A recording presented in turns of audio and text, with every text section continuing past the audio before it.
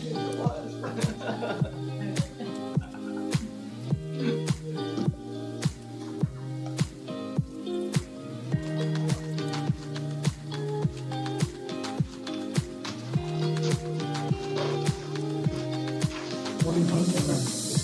Ah, I see.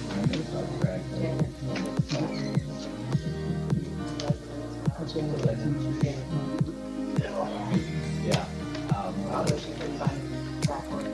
Yeah. Not there. That contract. No. That could be put aside. And then I'll go Friday.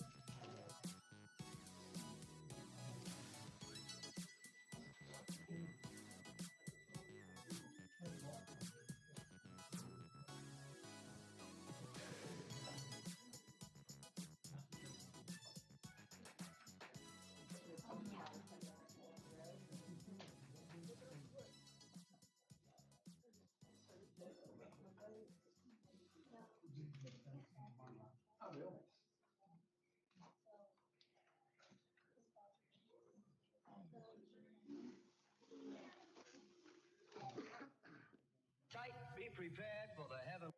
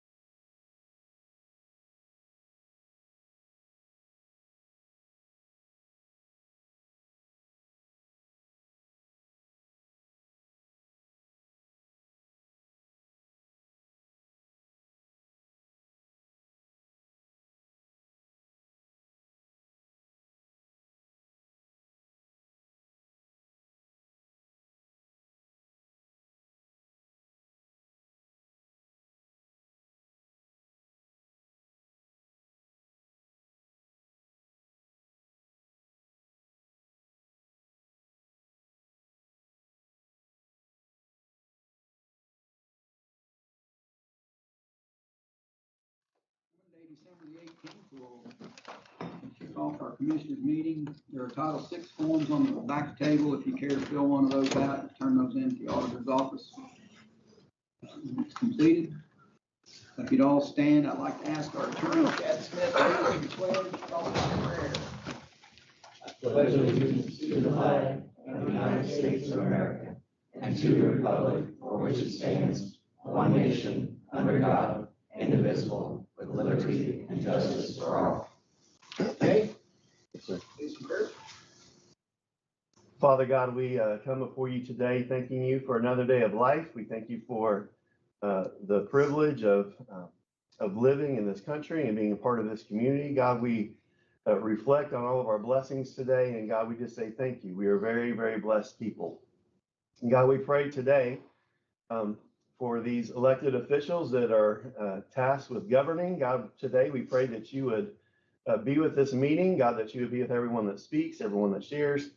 And God, we pray that you would give these elected officials the appropriate humility. God, that you give them the appropriate curiosity, that you give them the appropriate compassion, but you would also give them appropriate wisdom to bring order to situations, and God, to make decisions that aren't always easy. So God, we ask your blessing on this time that is shared. We pray for our community. We are very, very blessed, but there are many needs yet to be met. So God, we pray that you would be a part of this community and move and work in our midst. And we pray these things in Jesus' name. Amen. Okay.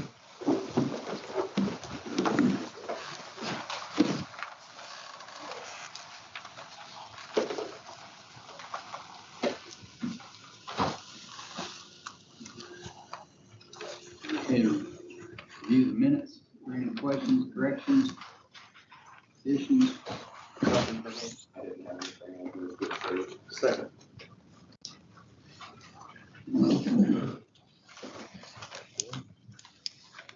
Claims.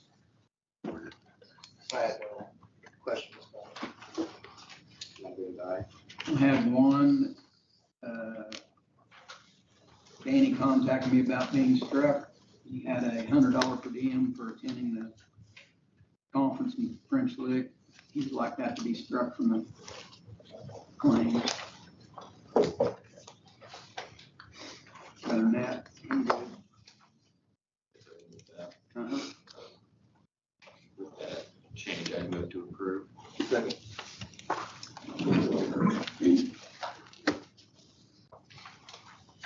Payroll.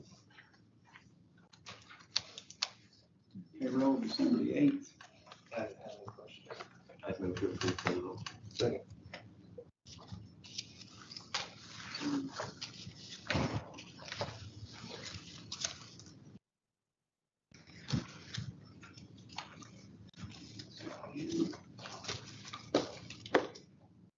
Todd out, Highway Department. Morning, gentlemen.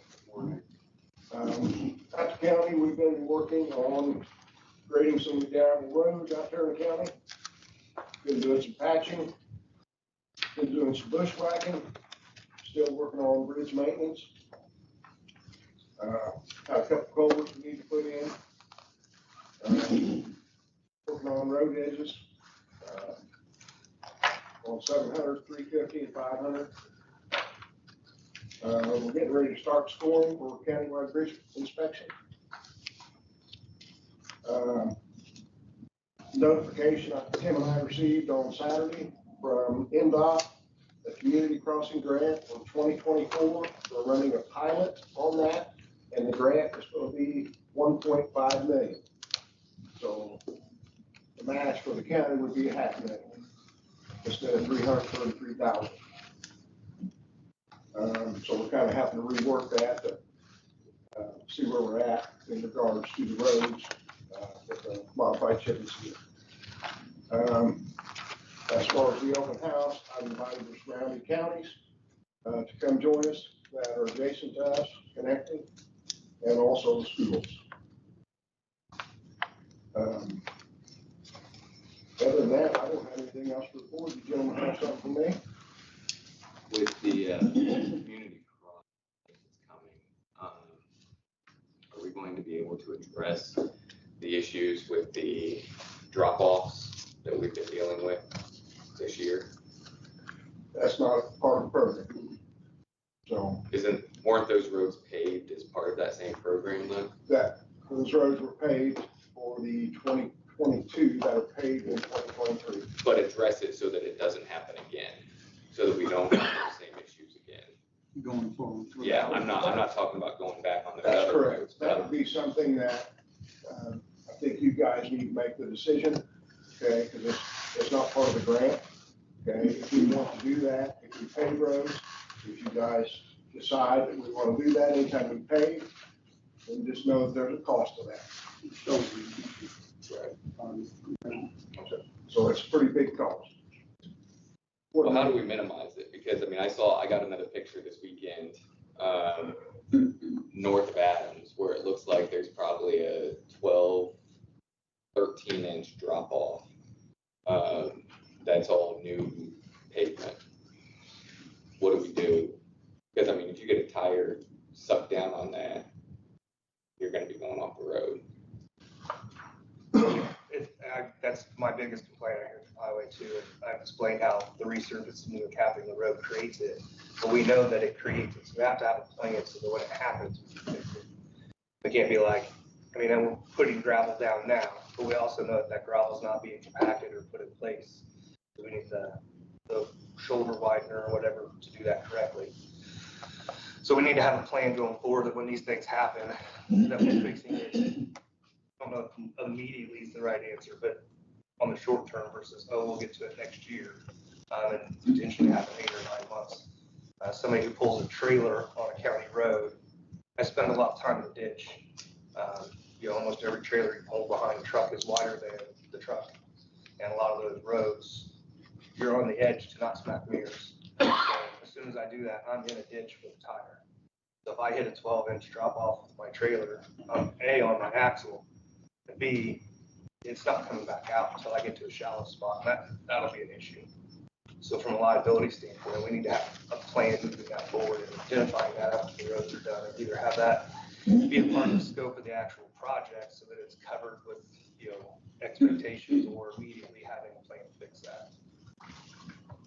Okay.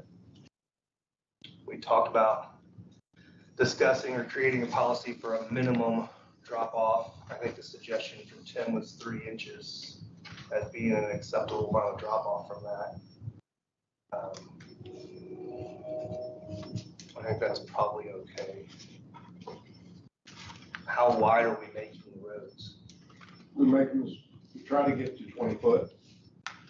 Okay, as far as width, some areas you can't because of the terrain, whether it be trees or ditch or, but if you drive down some of these roads, some of these roads where you're wanting this to, where there's a rather large drop off, it's right there in the ditch. Okay, so if you put stone in there, the stone's just gonna go on down the ditch. Okay.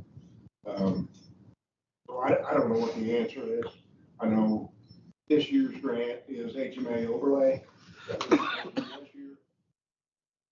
I think, like I said, I think that needs to be a kind of a big decision from the powers to be, how we're going to address it. Number one, we're going to buy a road wider. We're going to buy an offset roller to do all that. I don't know that there's money in the budget county to buy that. Okay, or we just contract that out, which we've done in the past. And for the most part, I think we did 2 years, I think it was last year. No, it wasn't last year, it was the year before. The year before, we went and did 2 years of community crossing grant. And I think the total bill for that was $500,000, Stone Edge. We've talked a lot about what to do once it's been done. Is there anything we can do to keep it from happening? That was the basis of my question, so that we don't have to deal with We're this. reacting to the drop off, but is there something that we should be doing to keep it from happening? Well, the first thing that we do is actually go through and get its profile back.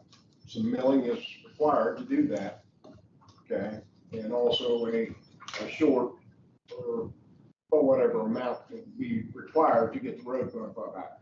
And then we come through and we do, what is it, 1.5 inches, 2 inches? Or 1.5 inch overlay, but we wedge, roads are wedged before. Yeah. What's happened 10, 15 years ago, when they chip and sealed roads, they didn't have a chip and seal box wide enough to do the full width of the road, so they did one lane at a time. Well, where that chip and seal hit the middle and lapped, that created a artificial crown. And now you've got roads that we're trying to community crossing overlay with a extra crown in the center. So when you wedge those, you're putting 4 or 5 inches out here at the outside and nothing in the middle to get the profile back, so that you have a 2% crown in the road. So that it's a difficult task. That's why a lot of roads, and plus the fact that we're widening those roads, it appears that there's 10 inches of asphalt out here, and there is in a diagonal, but as far as actual up and down, there may be 4 or 5 inches. So it's kind of delusional a little bit, but we are making the roads wider. Highway department's going out and edging, burning. Secret is stay on the black. What's a standard road width? I think in the, Is it 120 inches, 10 feet? You mean lane? Yeah. I don't know that there's a standard. Most counties hope to get 18 feet. I think that's what it's been in the past. I think for the spec for the highway department, our spec is basically trying to get 20 foot. 20 foot with a shoulder, 20 foot without a shoulder. A black, 20-foot black. 20 foot of roadway. But on some of those roads, you can't get that. You have to go down this stretch and all of a sudden you got to pull in because the ditch or trees or whatever. Bridges. But we try to get as wide as we can.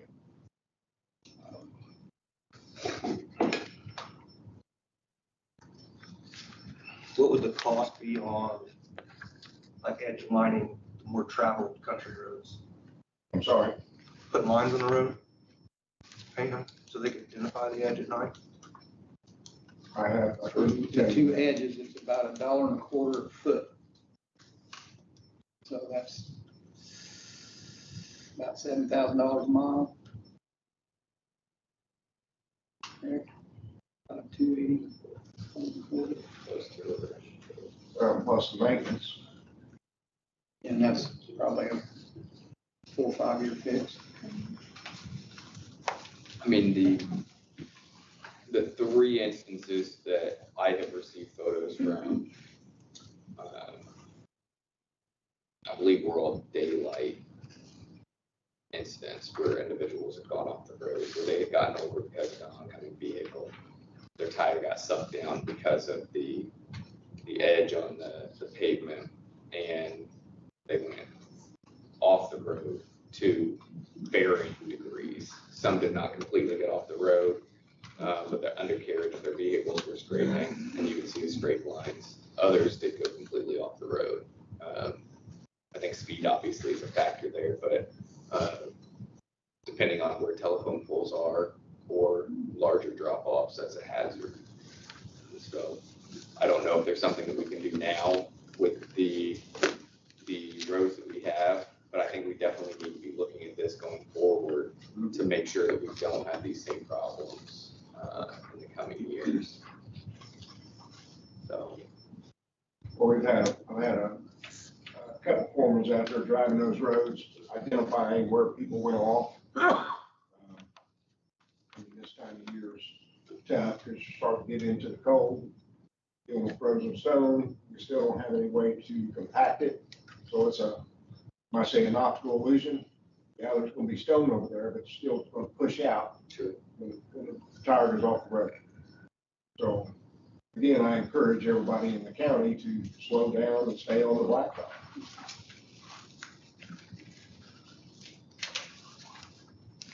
You know, some people are more courteous than others. So if you see a wide vehicle, they got a driveway to pull in, they're thinking of themselves and other people in the county. You know, so they might get over in that driveway to allow that big piece of equipment to come by. And then there's some of them that are in such a hurry, it doesn't matter who's coming down the road, they're still gonna go. I mean, it's not just cars. My concern isn't just cars though either. I mean, when you're talking farm equipment, Yeah. Going down the road, going over some of those steep edges, that is a concern. When you get some of those trailers filled with grain, getting them top heavy, that is an issue. Well, and you add the bright headlights, everybody likes to complain about the HID headlights. I mean, you can't see, so you get over as far as you can. You got bright headlights in your eye, and you're trying to find the road edge, so you're not hitting somebody, and then all of a sudden you're off. So, I mean, putting it all on citizens just to slow down and be more careful with them. We gotta do something. It's probably the #1 complaint I've heard since my short time as a commissioner so far is the road edge drop off from a variety of people. Certainly entertain some ideas on something to do. I think we need to do something, even if it is going out and putting gravel. I know it's not the best permanent solution, but I think getting stone in those really bad areas, I think we need to do something. I think it's an issue.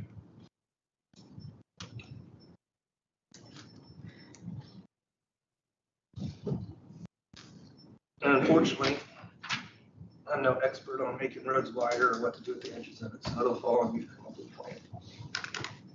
The cost, and then we can decide what to do from there. Okay. We have pay app number 15, highway garage, to be sent to TIF board. This application is $1,622,102.67.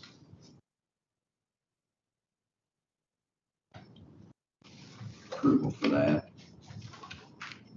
Where does this put us on the total? At $8,800,338.200, $838,280, including this payment. And how much more do we foresee left as far as total cost? We think it's going to be in the neighborhood of 10,400,000 to 10,500,000.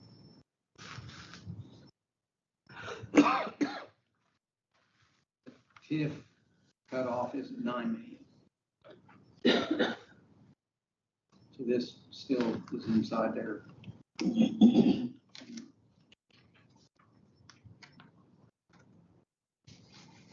I'd move to approve the Second.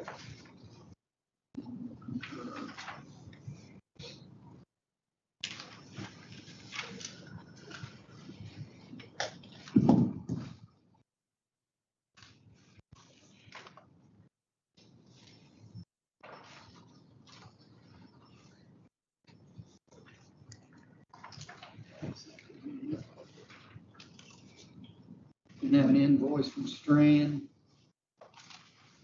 that exceeds TIF board's agreed to pay amount is $6,783.64 to Strand and Associates for engineering and inspections. I move to approve. Excuse me, I move to approve. Said it exceeded the TIF. Yeah, TIF agreed to pay $756,000. And this is above that.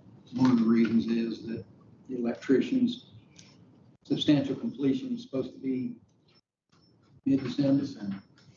And it looks like we're gonna be still out in February or March on final inspections of electrical work due to they're not being able to get panels and whatnot. Light poles, the light poles that are on site are temporary. They'll have to be taken down and replaced with permanent when they come in. So it's not getting paid by TIF, where's it coming out of? Fume cap, I'm assuming. Edit, Edit, okay. rainy day.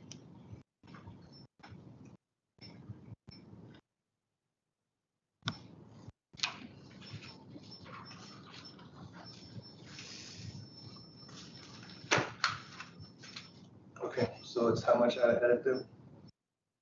This payment is $6,783.64. Services to the end of November.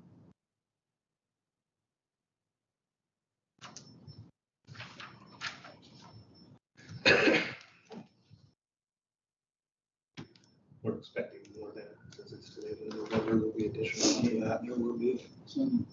Steve's gonna talk about that next.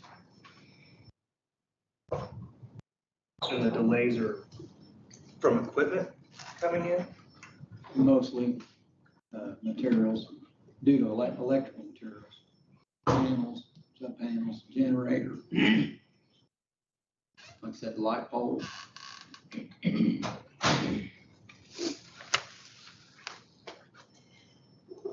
My second motion.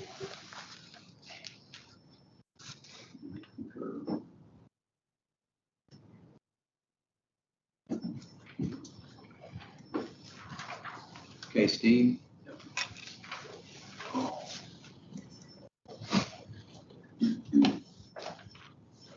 Morning, everyone. We're requesting an amendment to our construction services agreement for the highway department. As a result of the construction schedule for the project, the final completion date extending out from December to May. So we're informed of that by the contractor. I think it was 2 construction progress meetings ago. And Mark kind of gave you a heads up on what's driving that extension. We'll have to continue to have construction progress meetings, review pay apps, respond to requests for information from the contractor, and make some periodic site visits. as the project continues to move forward. So we are requesting an additional $11,000 from in addition to our original agreement in order for us to continue providing those services through May now. Seems to be the date the contractor's telling us that the project will be finally complete. Do we know if the stuff that we're waiting on is ordered in a timely fashion, or was there a delay in the ordering? I do not know, the timing of the ordering from the contractor. We're just informed of when they'll be able to get it. The longest lead item, I think, is the generator out there. Which would be one of the easiest things to order as soon as we start construction. But one of the longest lead time items. I mean, That's my curiosity. This is not, the generator in and of itself is not, it's not something specific to this project that's taken long. All of our projects that have generators on are very long lead times, over 12 months usually. Do we need the services for a generator install? Well, they're gonna put a pigtail on so that if it goes down, we can use EMA generator can plug in. My question is, do we need the oversight for just that part of it and complete the services with them before the generators? Well, there's still electrical panels that Right. are got temporaries I think there in. are several things on the site that, and ultimately it's up to you whether you have our services or not. But, we continue to provide oversight and ask questions or answer questions from the contractor and help I guess guide that process. my question is what's the cause of the delay? Were things ordered when they should have been ordered, or were they delayed in their order? So it's not a question of whether we need your services. The question is who should be paying for it. Gotcha. So if they weren't delayed, if they weren't ordered on time, and the ordering of them was delayed 3 or 4 months when they could have been ordered earlier, should we be paying for that, or should we have been the people that didn't order on time? So I guess that's my question. And we need the services, so I understand that. But the question is why do we have to delay? Is it just a shipping delay, or was there a delay in the ordering of it? So the generator is one of those things that as soon as the project's going, we can order a generator. If it was 6 or 8 months later, we ordered with that delay, could have been prevented. But having oversight, I don't know the answer to that.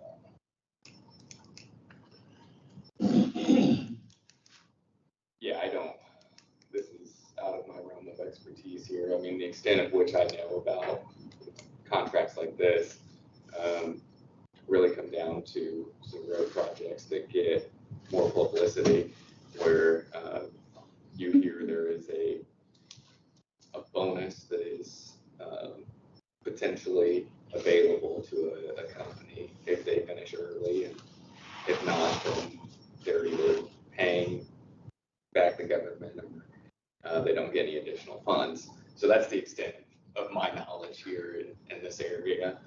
And what I can tell you is that your construction contract for this project had neither bonus nor penalty built in.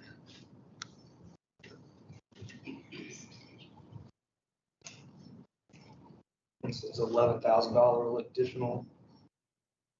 Yes. And that covers everything until May. Yes. Are we sure that it would be done by May? That's what we're being told by the contractor. And which contractor is this that is? Maxwell Construction. Did they sub this part out, or? The electrical part, so, yes. They're closed.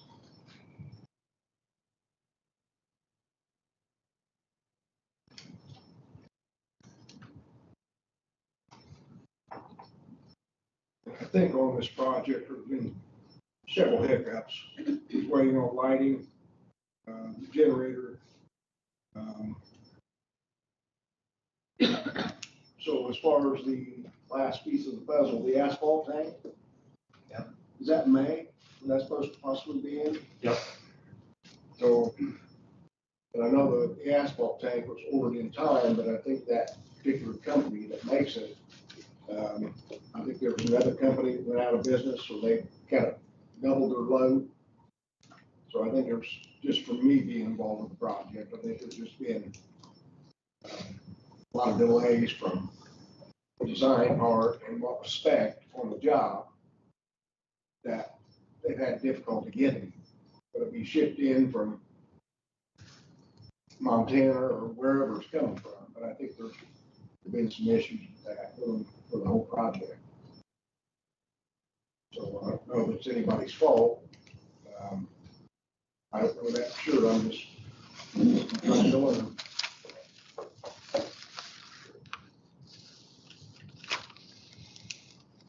Well, I guess when it comes to continuity, I want to see us finish the project the way that we started it. So, And we can put pressure on Maxwell, put pressure on the electrician. Help us out on some of this maybe. That would be my hope. Like I said, I'm not against the contract and extending it. It's just a question of, okay, we're extending, why? And is that preventable? And if it was preventable, do we share the cost of the extension, or should that be shared with somebody else? I'll make a motion to approve. I'll second.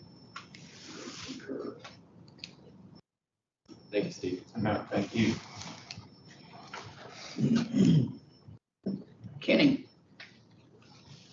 Good morning, Commissioner. Since our last meeting, I had 38 building inspections, 11 new building permits and plan reviews, 4 permit renewals. I'm still working on the expired permits, making phone calls and getting them to renew if the job is incomplete or doing the final inspection. I had one complaint about someone remodeling without a permit. And upon inspection, it turns out the pile of lumber that was reported on the site was for new fly rafters and drip holes, so just a new roof on the house, so that needs a permit. County attorney asked me to visit and take pictures of the property on 850 South, and it appears they did move one more vehicle. However, there are still at least 4 or 5 unlicensed vehicles on the property, and I will keep an eye on that and see if we progress in. We've gone all the way through a phase on that, right? We have gone all the way through. We have a judgment allowing us to enter and clean up and assess costs to the homeowners. I asked him to get a progress because it has been probably about a month or more since we had seen it. And so post judgment, I didn't know if that was spurred on to finish. Sounds like it did not. So now it's a matter of how you all want to pursue enforcing the order. Who send out, and how hard and fast you want to enforce. My opinion is we need to be forward. So we need to figure out what's down there and try to get an estimate of cost or contract cost to go clean up what's left. And bring that for approval for getting paid for and getting it done. Does the court order cover not only the removal of the vehicles, but also the disposal of those? Yes, it covers everything top to bottom that the county will undertake to bring the property back into compliance, including attorney fees for the litigation, as it's authorized in our ordinance. So now, collection of costs is a different piece. The normal course is put on as a tax lien that's on the property.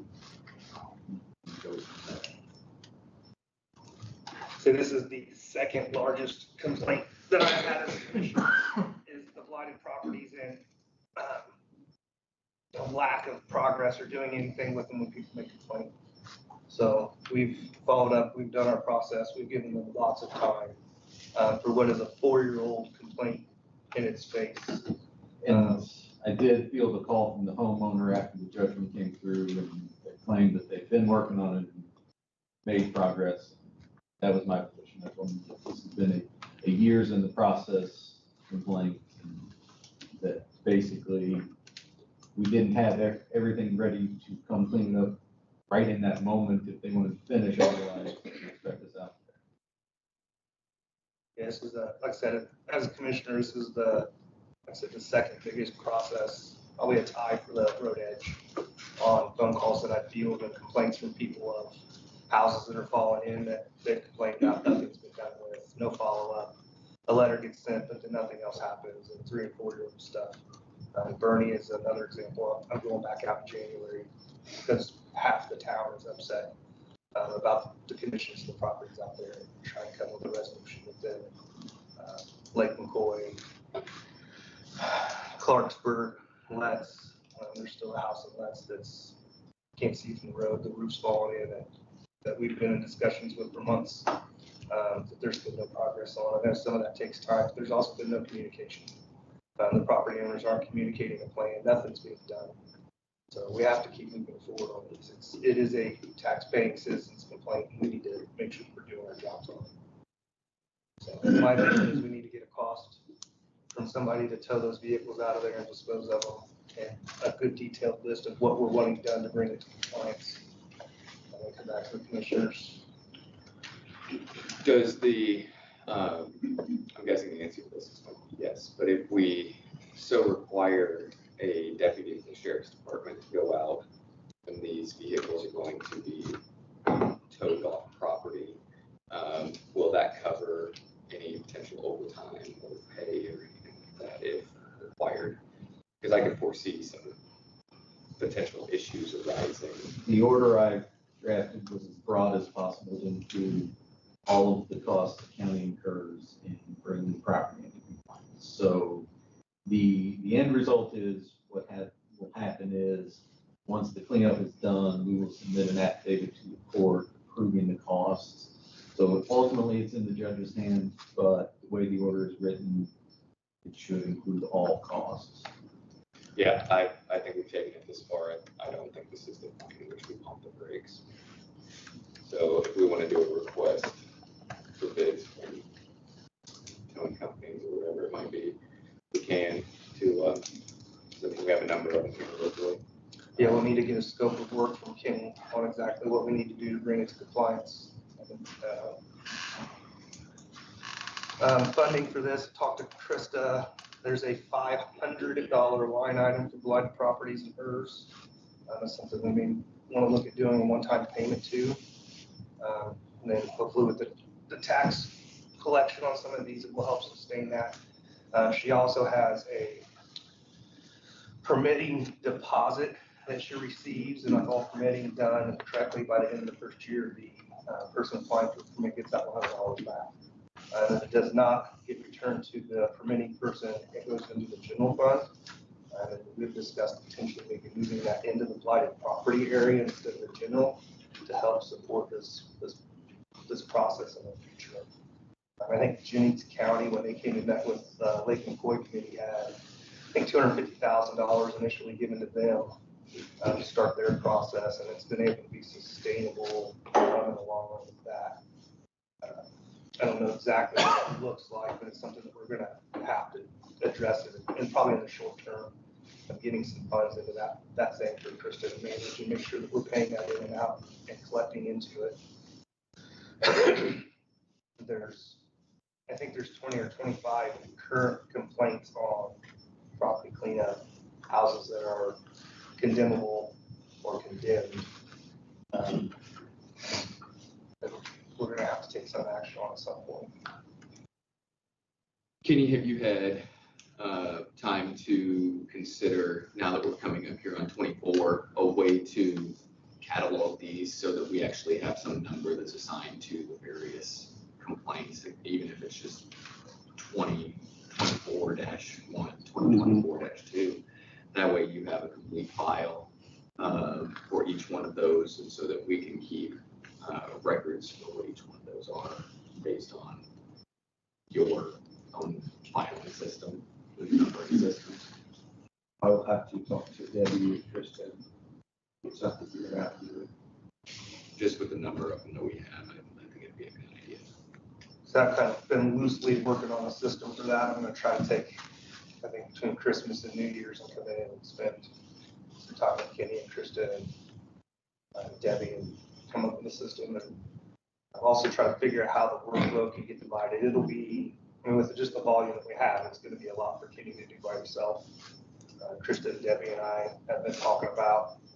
They've got some improvement process to try to free up some time for them to help too and help manage some of this stuff. So he said with the volume, there's gonna be a lot, but we're trying to figure some out.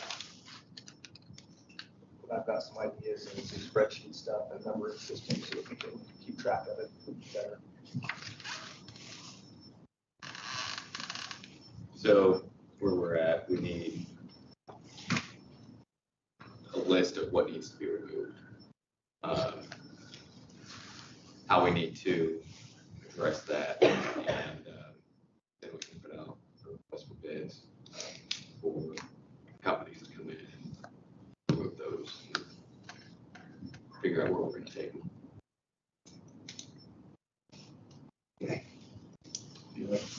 I did take some pictures, you got some pictures here. This is on the way in, and these two vehicles were moved from the original property to these two trailers, 3 trucks here that are on vehicle property. Moved from this, these two vehicles there.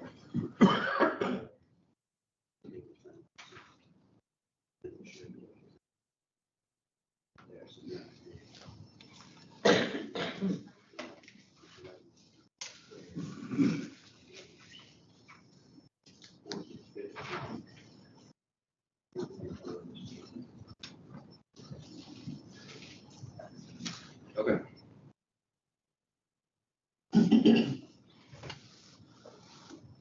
Basically, big trash or any unlicensed vehicle that's just sitting around.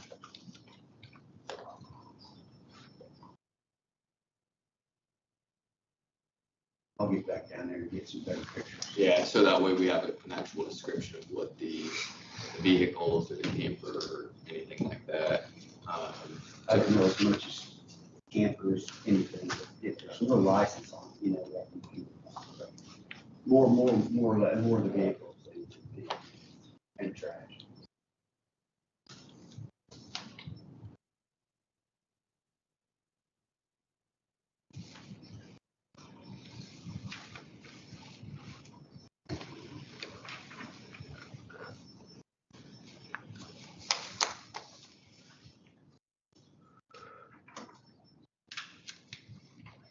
And the kind of blurry I was doing a drive-by.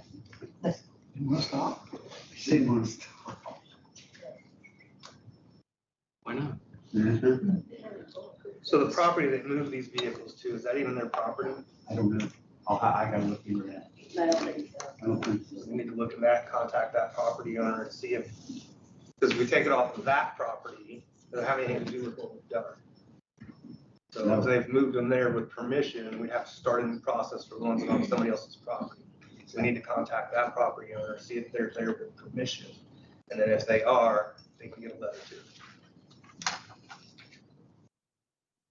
Anything else, Kenny? Nope. Thank you, Kenny. Thanks, sir. Sheriff?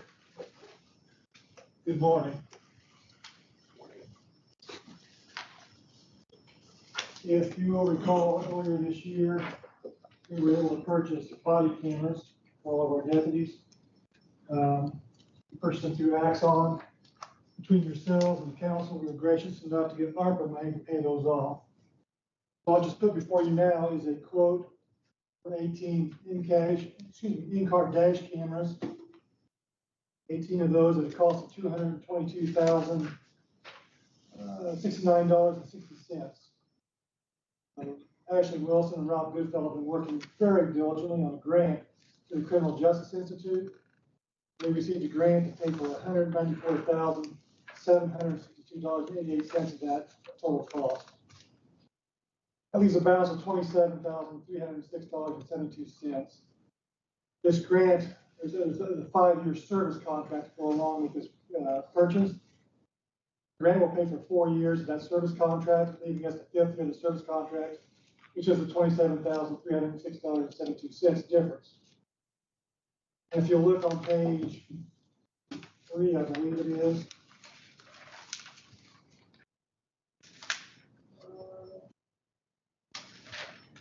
Using page 4, lays out paying that $27,000 out over 4 years. Exxon has agreed to pay that over 4 years, the first payment being due in January of 2025. At a cost of $6,826.88 per year. So I'm seeking your approval to proceed with this, to purchase the in-car dash cameras. And we should be able to put that $6,000 of the service contract into our budget for the next 4 years moving forward. Pretty good deal for us on the purchase of these cameras. It looks like data storage is included in the plan. It is, yes, Unlimited storage for 1 camera. yes. That is awesome. I don't know what that big concern was. Sorry? That was always a big concern with people with cameras, just storage. Yeah, and again, with these in-car dash cameras, they will be integrated with our body cams. They'll mesh, they'll work together. Great system. And the storage, that's cloud storage. Correct. Yes.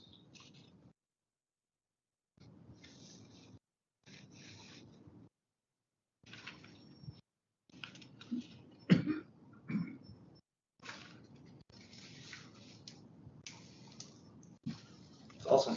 Good job on the grant. Yeah, again, actually, Rob, did a tremendous amount of work in it.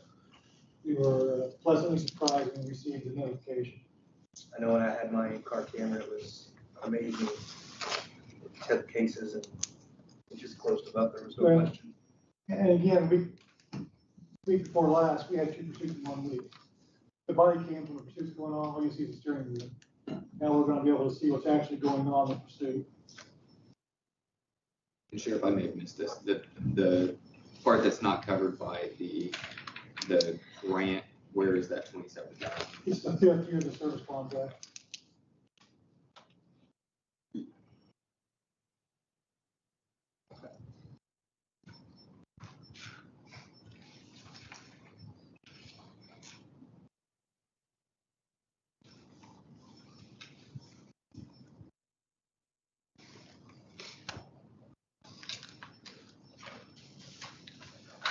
How does it work? Say you add in 4 years, you add a couple more road deputies. Yeah, we're going to address at that point, purchasing additions. Would the service contract as far as storage and those kinds of things be covered under this same agreement, or? Well, again, we'll have to renegotiate, if you will, in 5 years, the service contract. The transfer of these cameras to one vehicle to another is probably not going to entail a lot No, of that should be possible. It should not be an issue. the trade. Part of the agreement with Axion is they're going to train the individuals that are installing our police equipment in our vehicles now, so they can install it in the future. Well, good job. I like it. Putting on my prosecutor hat for a second, it's great evidence. So, good job. And actually, Ralph worked extremely well on this. Yeah, I have no issue with it. Requiring motion from us to do anything. Yeah, he's putting equipment in county vehicles, so I would say yes. All right, make a motion to approve. I'd second. I will agree. Thank you. As far as the second item, is the commissary report, I'm gonna wait and provide that for you next year, so we get a true end of the year look at what's happened this year. Thank you. Thank you.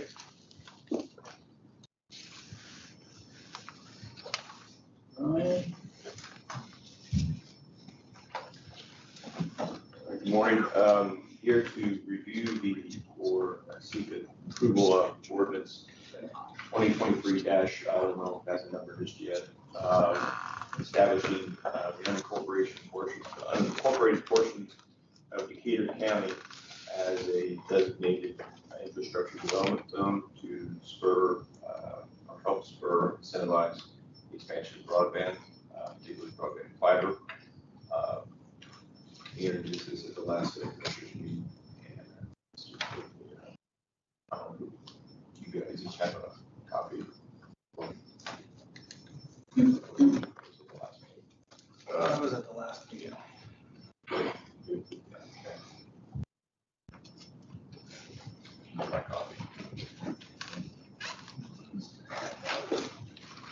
This makes it, we are in agreement to be broadband ready. Again, what this does is provide incentives for the infrastructure that we put in, not in sort of maintenance or refurbishing of existing infrastructure, but new infrastructure, and particularly that associated with fiber directly to homes. It's not fiber to towers, satellites, or anything like that. It's fiber directly to homes.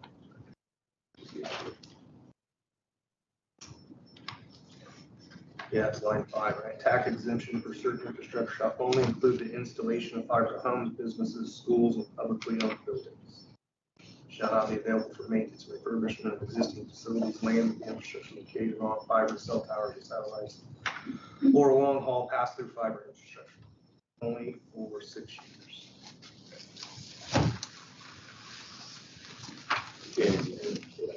Leave it these days, 1.2-3. Correct. I'd make the motion to move to approve. Second. Concur.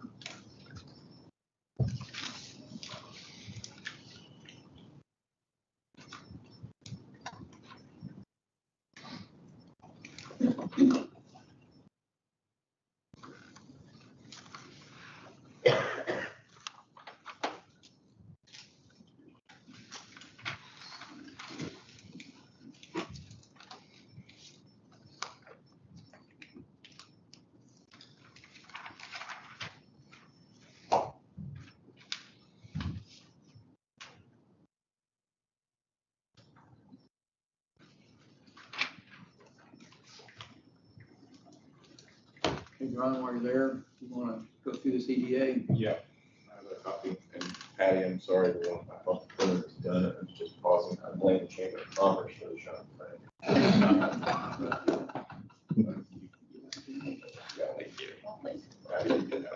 I've got it electronically. Okay.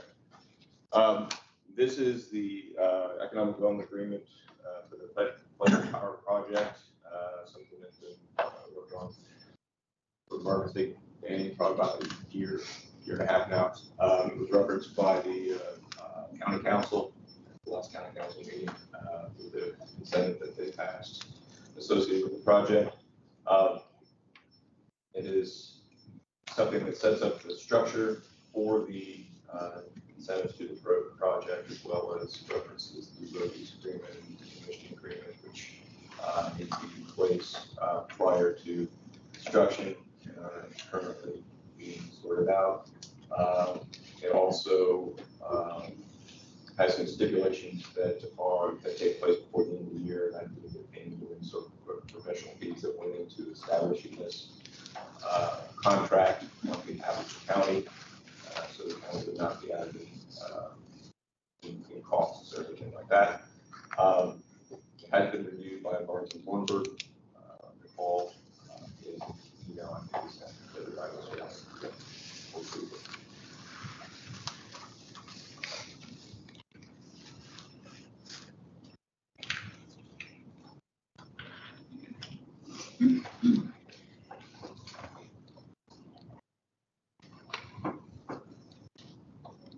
So on page 3, it goes through the economic development. And that number could possibly go up. It's based on the final investment of the property. Those are today's dollars, which probably be out in 25 or 6. I'm assuming, Brian, is that correct? Yeah, actually, those were based on actually the 2022 dollars. So that's meant as an example, as an example of how it's calculated. Those numbers will probably not be those numbers. Do we know if those numbers go down? Is there potential?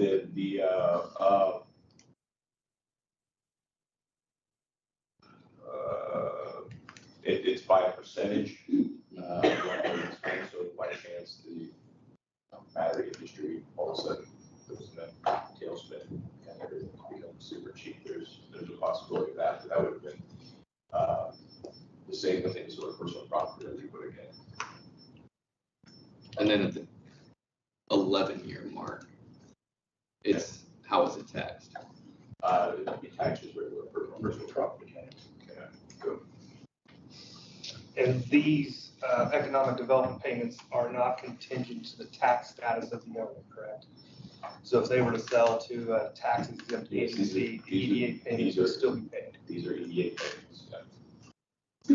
That was a question that I had received, or a comment that if they were sold to Hoosier Energy or a tax exempt company, that we would use that money, but that's not correct. One of the reasons, well, in the agreement, yes, in legal stuff, they want to fight us, I'm not gonna say agreement. Per the agreement. Per the agreement, yes, they would stay in place, and one of the reasons why we structured it. So.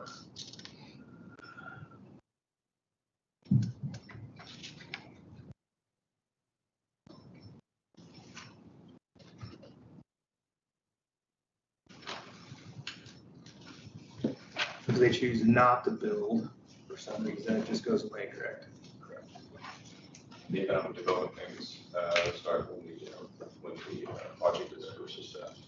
So it's kind of sense.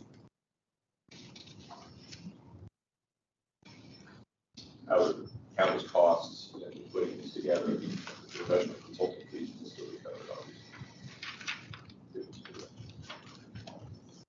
And I only saw one date in here, I'm trying to find it now so I can reference it, that, December 15th. the date is already passed. So that could be by the end of the year. Okay. I think that was for the professional development. Yes.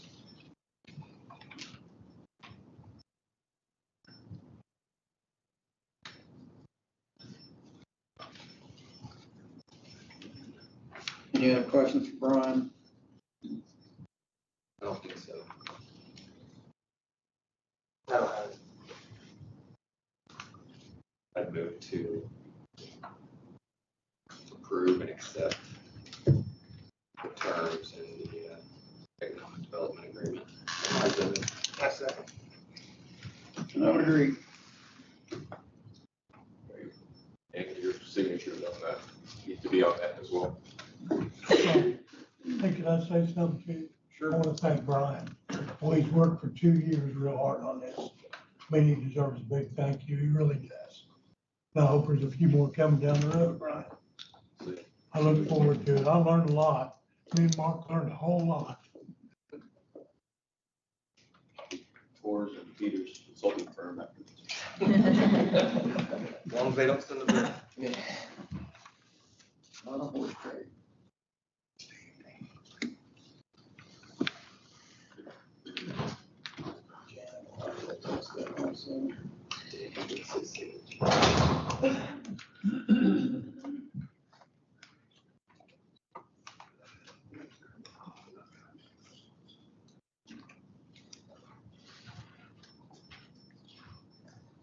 Next up is the sale of highway department.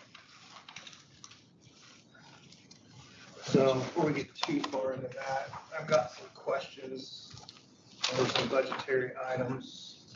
That's in here, please. That I kind of been reviewing and going over for the last couple of weeks. In part in conversation with the pool conversation, but also now the county highway garage conversation. I've been looking at different spending or areas of funding in our schedule balances by fund provided by the auditor's office. It looks like we have $2.3 million in our edit account as of the November 30th balances by fund. And our Coon Cap Development Fund is showing 1.4 million balance on that. Our Coon Cap budget this year for commissioner's budget, we have $310,000 in other capital outlays and $505,000 in buildings. That's up from last year, from $438,000 to $815,000. Our edit funds show a projected budget this year of $831,000, which is the same as 23. According to our edit plan, $312,500 of that goes to the Bill Decatur County Fund, $312,500 for our rainy day fund.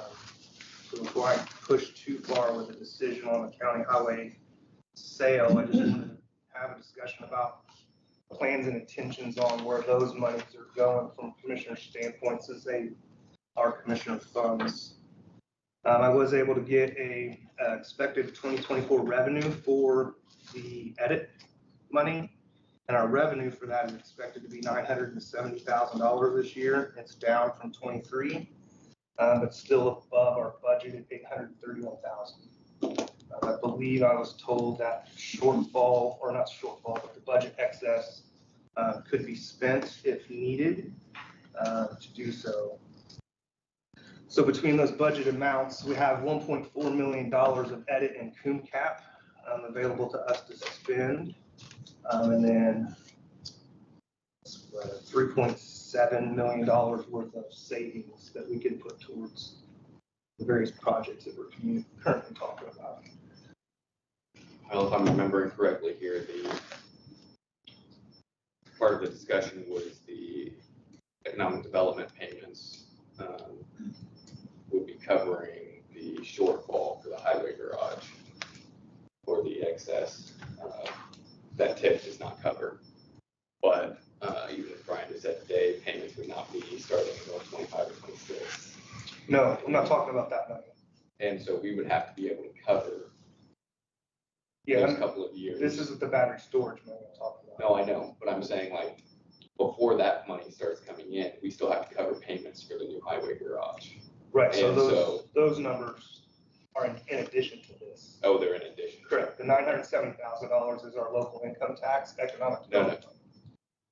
I'm not talking the EDA money. I'm talking the money that we still have to pay out of our rainy day fund for the yearly highway departments until the EDA kicks in. I guess I don't know what you're talking about. What are we Well, we paying? still have to cover the 1.5 million shortfall out of the highway department. Okay, so that money is coming from where? I think the discussion was either savings or rainy day. Is that correct, Mark? And so my concern with tying that money up other places that you were just talking about is we still have to cover the payments out of the new highway garage before the economic development payments for the battery storage that Brian just talked about. So what are those payments? We're looking at So 1.5 million now, or 1.4, 1.5. 1.4, 1.5.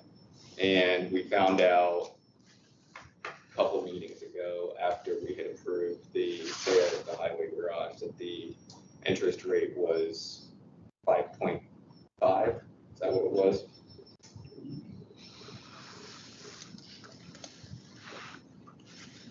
And we have a term of 5 years to pay off the 1.5. 1.5. So we've been able to calculate what those costs are. I had it earlier and then I accidentally closed out the calculator. And I didn't write it.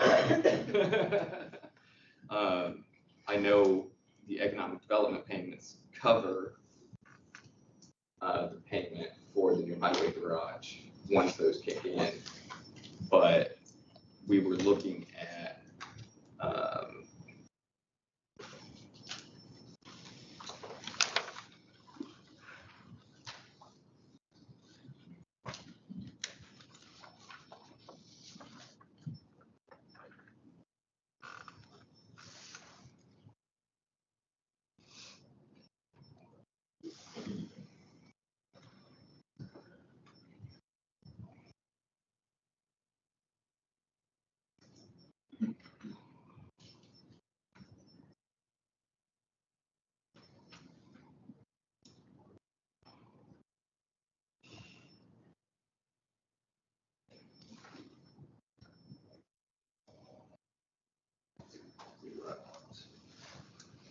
About 350,000.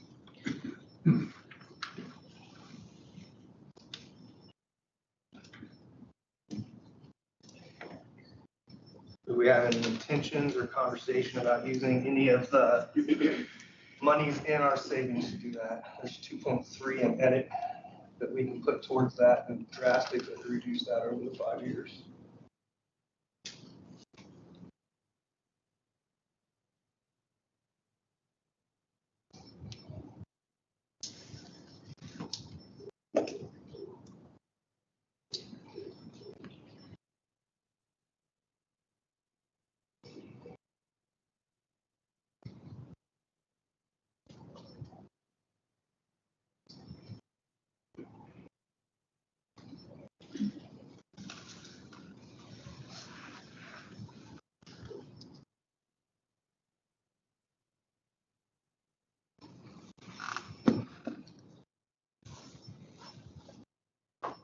How much did you say was in rainy day? 2.3 million in edit.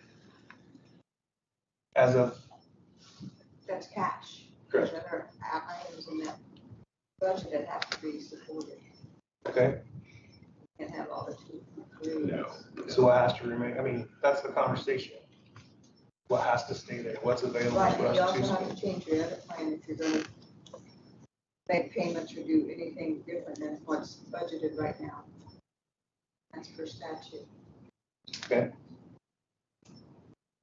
With where we're at right now, Janet, do we have the ability to make the 2024 payment for the new highway garage out of rainy day? With the way it's written? Is budgeted next year. Yeah. You can ask for an additional if you don't touch any of the cash. Mhm. But once you spend it, then we're day to day on what percentage month next year to make our obligations. Once we spend in addition to the 312. So in order to spend any of that 2.3 million that is in edit cash, we have to adjust our edit plan. Correct. Okay. But you can't have all the 2.3 million. I'm saying you got 831,000 that you budgeted, it's obligated. So you need to leave that much in there just to cover. The expected revenue is 907,000, correct? Correct. Okay. And that's again, to support that 831,000 still. And the 970 doesn't come in all at once. Okay. In 12 months, and it's gone. So then how much of the 2.3 is available? I don't know, I don't know what the balance of your edit is for the remainder of this year, but you've obligated. I have to go through the allocation budget. We spent nothing out of rainy day, there was 113,000 left in, I'm sorry, there's 113,000 left in rainy day, and all of Bill Decatur counts. All of it built to Decatur County is, But after the first of the year, anticipating there'd be no payments until after then, that would all go into that cash balance, correct? it sits there, yes, cash is to support it. So January 1, that number would be expected to go up from 2.3. No, not January 1, but whenever the payment comes in. It would just, again, 70 by 12.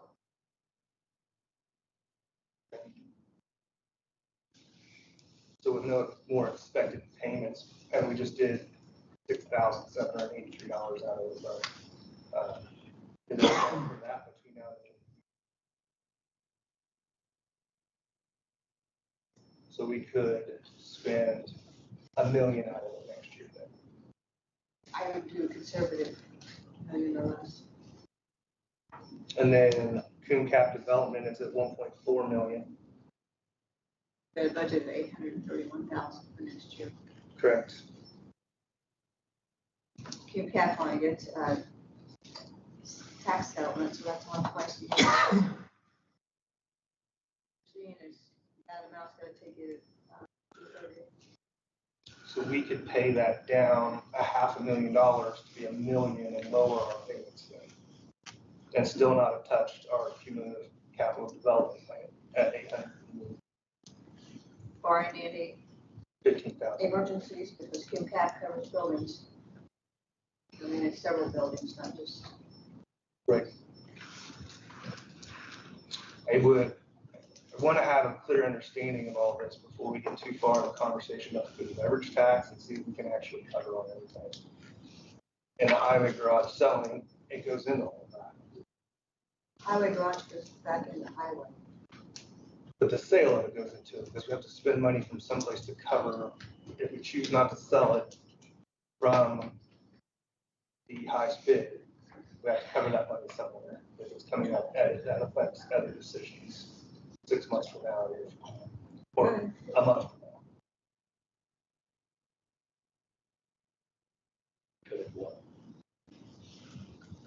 I wasn't aware that we were going to have these questions, or that I had more information for budget figures.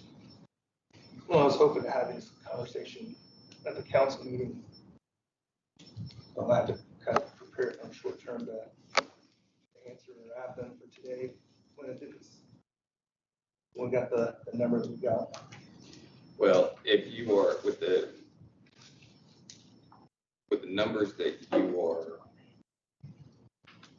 discussing here and kind of where I see you at least like hinting towards of like an early payoff on the highway garage, there's potential numbers. I don't know if that's what you're intending or if that's just what I'm reading into what you were discussing. My concern would be that we would deplete accounts to a period where we leave us to have potential issue.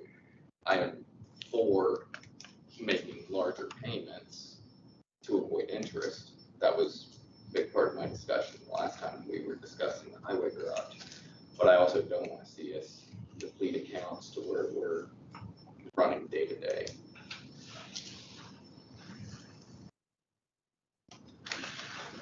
Would be my issue there.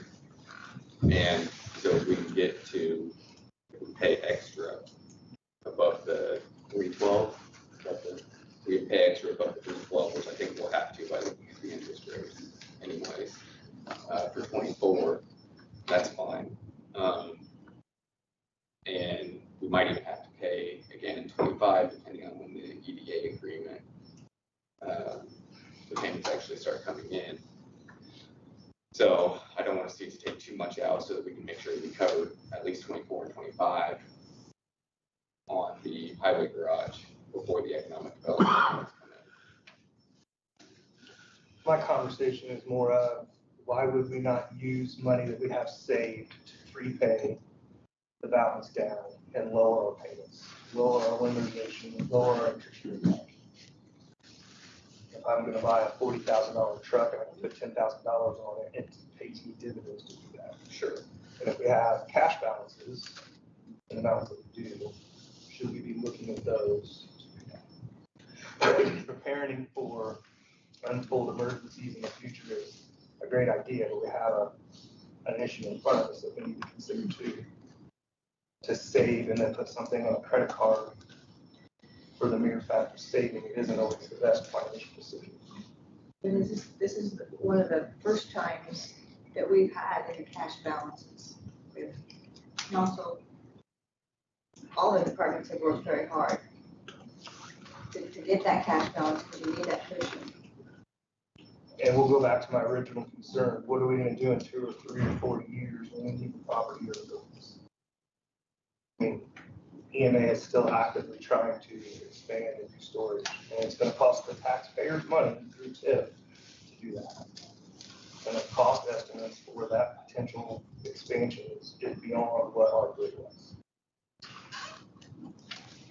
So we're gonna spend taxpayer dollars to build a building that we have already,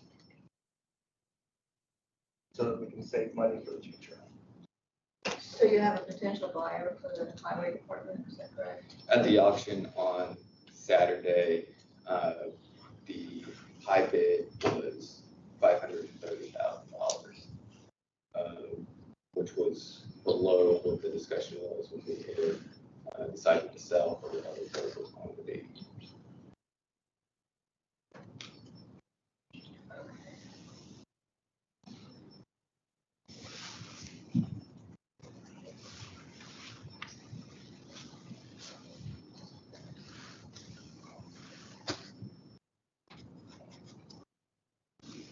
So again, point on the agenda is the sale of the highway department. Brian? There you are. Good morning, everyone. I don't know if everybody is familiar with myself. I am Brian Owens, Lion Post, Indiana. This is Jared Barrett over here, one of our real estate agents. I want to take a moment just to give a little bit of background on who we are, where we come from. Of course, a lot of you probably know my father, Kenny Owens, who started our auction service many, many years ago. And we branched off from that partner as well. And we decided to pool our resources together almost 4 years ago in July to make land close. So we have affiliates in other states. We have currently 11 agents working statewide. Jared, correct me if I'm wrong, probably in the last 3.5, almost 4 years, have we ever had a no sale? No. We've never had a no sale. We have agents that are, whether it's commercial, or if it is agricultural, and into the housing as well. We have agents with a lot of backgrounds. The sale of the highway department, you know, it was kind of where we thought it would fall into. I think we gave you gentlemen a range of where we thought it might fall into. And, you know, the current high bidder is at $530,000. And I'm just going to let him remain anonymous at this point. And 9 bidders that signed up in person, 3 bidders were online. The publication that we used, you know, there was social media, Facebook, Instagram, Twitter, you know, and then our website builds out the criteria for sending postcards out to those that might be target buyers. Guys from Indianapolis come down, Rush County, active bidders. So, you know, we were just thinking, we wanted to know what your guys were thinking. We ended up with the $530,000. I know that's probably not a number that you guys want to hear. So I guess from you guys, what are your expectations? You know, we found out property has 2 addresses, 1031 East Main, 781 East Main. You know, the acreage, you know, this is all just clerical. Acreage on the parcel was 6.85 per beacon. Mark, I think you had somebody brought in, and it's not recorded yet, I don't believe, here, but 3.4 acres. You know, I think a property that was assumed to be commercial actually wasn't commercial. Zone A1 agriculture, which you guys submitted the application, you know, and all this is contingent upon that moving forward. So this facility has been treated in a commercial use for the last 8 years. You know, currently the property has 3 restrooms, I think. And I believe the number of employees that are in and out of there is 22 to 25, I believe.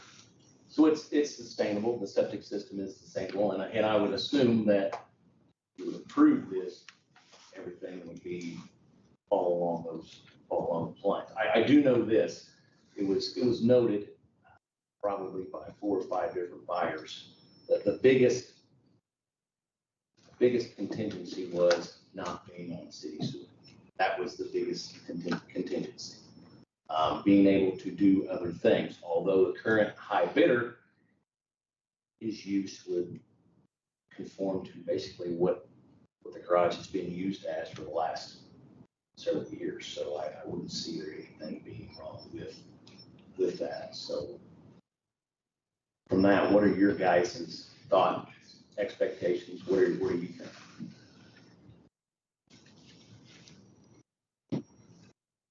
Well, I know from my standpoint, I was kind of surprised with how low it ended up where I am.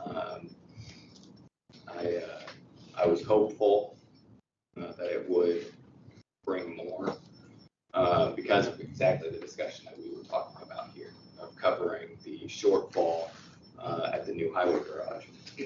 And I know that, excuse me.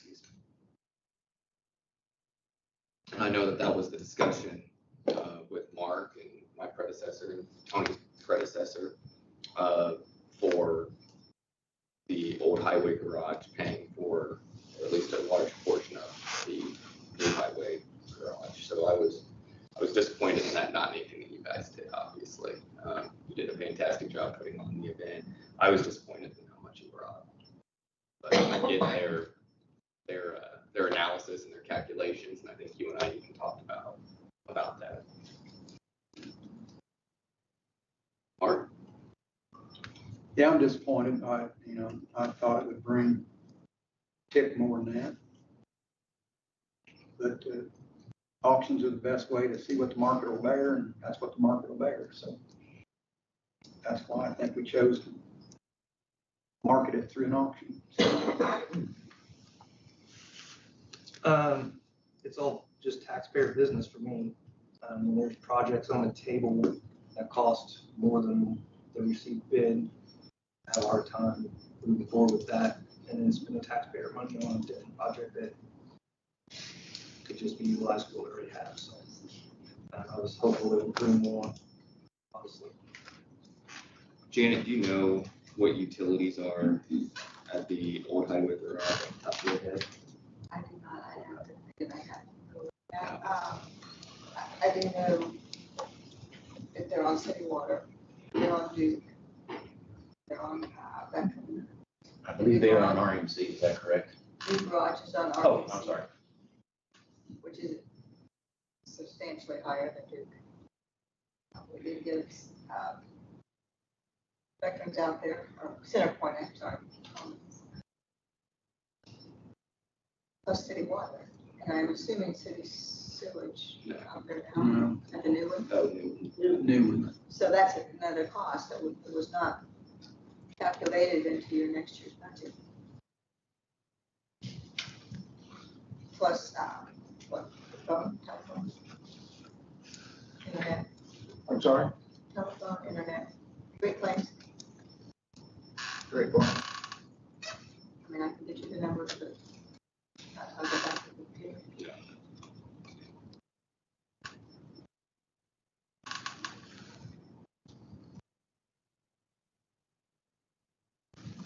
It's big, I mean, didn't you figure in the insurance cost? The property insurance? I know Kevin's been working on that, but I haven't seen any figures, what it's gonna cost. well, what is, if EMA goes to the TIF board, say he asks for a $300,000 building, we're gonna have to find a place to put that, and we're still gonna have water, electrical, more than likely, potentially more than there. So those are expenses that would be coming down What's the insurance? for that building. EMA would get a new building, right? And his first estimated cost was 1.2 million. Yeah, and I think everybody said that was more building. I haven't seen it, so I don't know. Just going from 1.2 to 300,000 is a big jump. It is. So I don't know that 300,000 is anywhere near what it could cost. Does the TIF board need to move?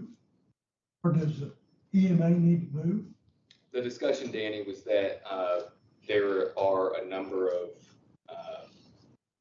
high dollar items that are sitting outside in the weather, and that there needs to be a place to store those. I can see a storage building, Is but the I big can't see, issue. he brought us a $513,000 building to the TIF board. I don't think he needs offices and stuff, I think he just needs storage. I mean, boy, he needs electricity and all, what he needs water.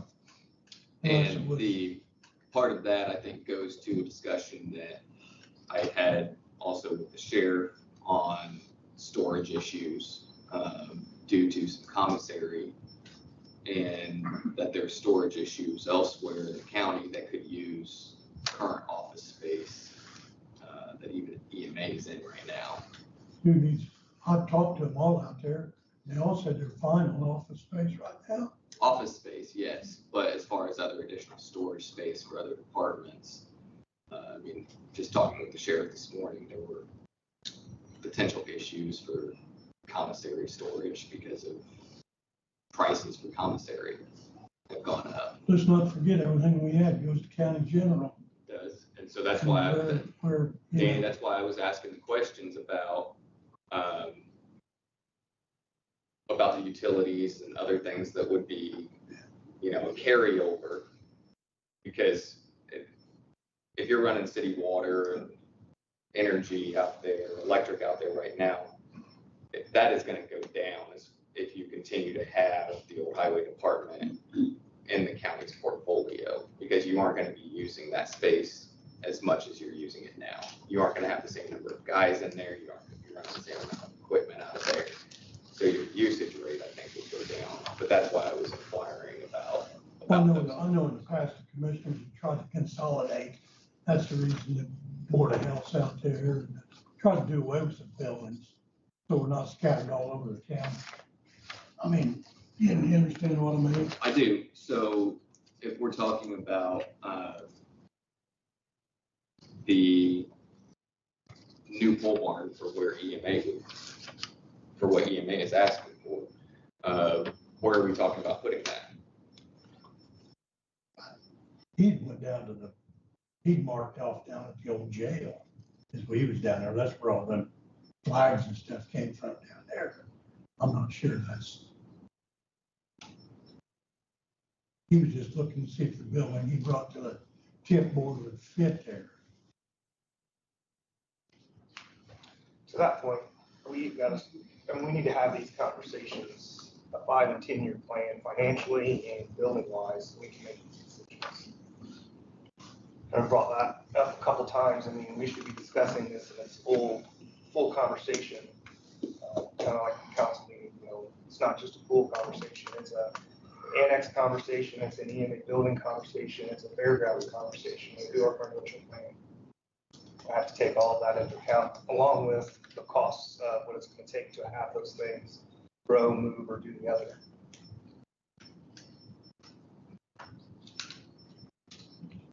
I know there was some discussion about port services needing some more area too. Yeah. There's been discussion about you need some more area or move into a new location. That's possible. I mean, I'm here to answer questions or do whatever. I mean, I know port services is needing, with their changes that's going on, it's gonna need some more room, and they got one classroom right now for office area slash, would it be nice to have that someplace else? Yes, but what we have right now works. But if there's stuff that we need to do for the port systems or whatever else, location would be great, in my opinion. Do you know, Mark, do you know when we're going to be able to move coroner's office to the hospital? Once they get, What? there's an opportunity for you to be in the hospital. They have offered us space for the coroner's office there once physical therapy gets moved out of the hospital. I said, talk to us. Probably down in the basement again, huh? I'm not sure.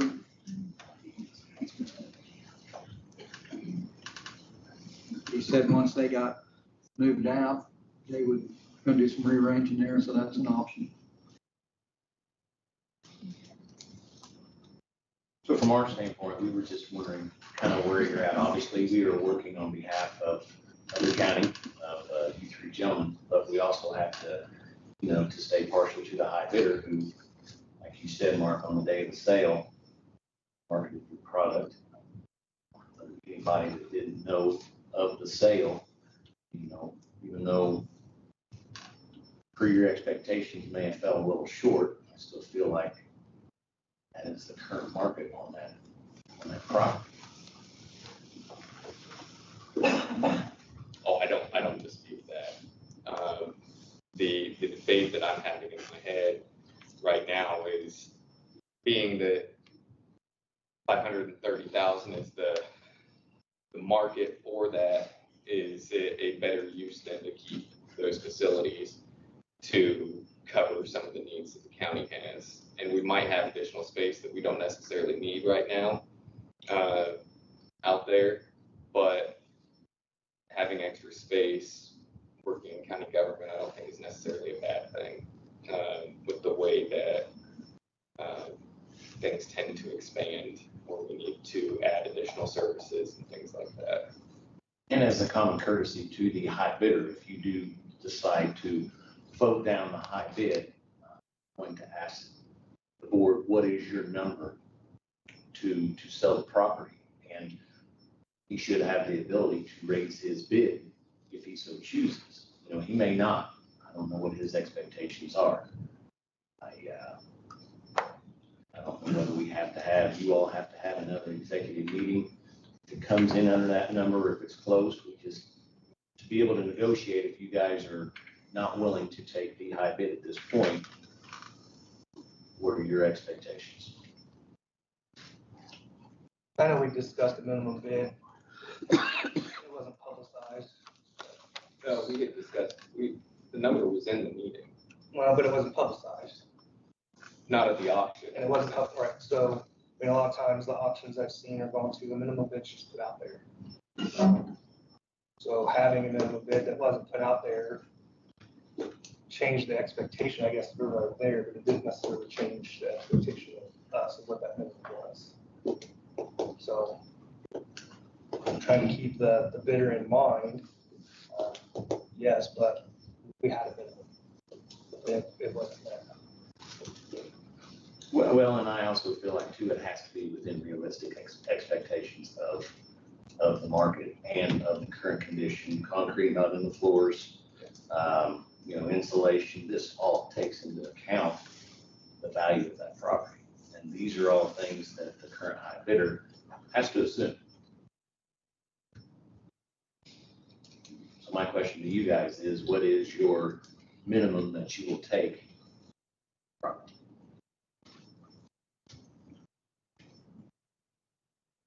Well, I think before we get there,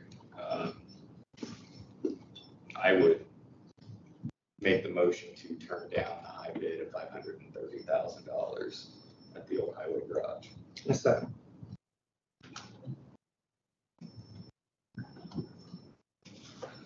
I have to go before him to tell him a number. So do you guys have a number in mind that you can tell me what that number is? It's kind of how an auction works. If you accept or reject, you have to counter to him what your expectations are. And commissioners, just from a statutory standpoint, you don't.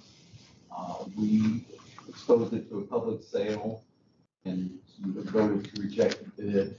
Statutorily, you do not have to do anything else. You may, if you so choose, but you do not have to.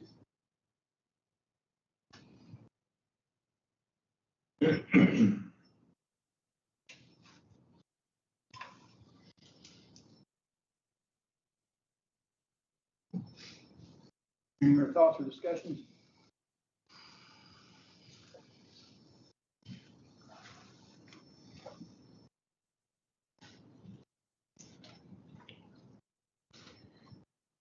Biggest concern for me when I had voted to sell the highway department was that we didn't know where we were coming in at as far as interest rate and total. And with the numbers that we've gotten since that vote happened at 5.5% on the interest rate and shortfall of 1.5 with the EDA agreement that we just signed today, I don't know if we're in a position that we actually need to sell to cover shortfall out of the highway department, new highway department.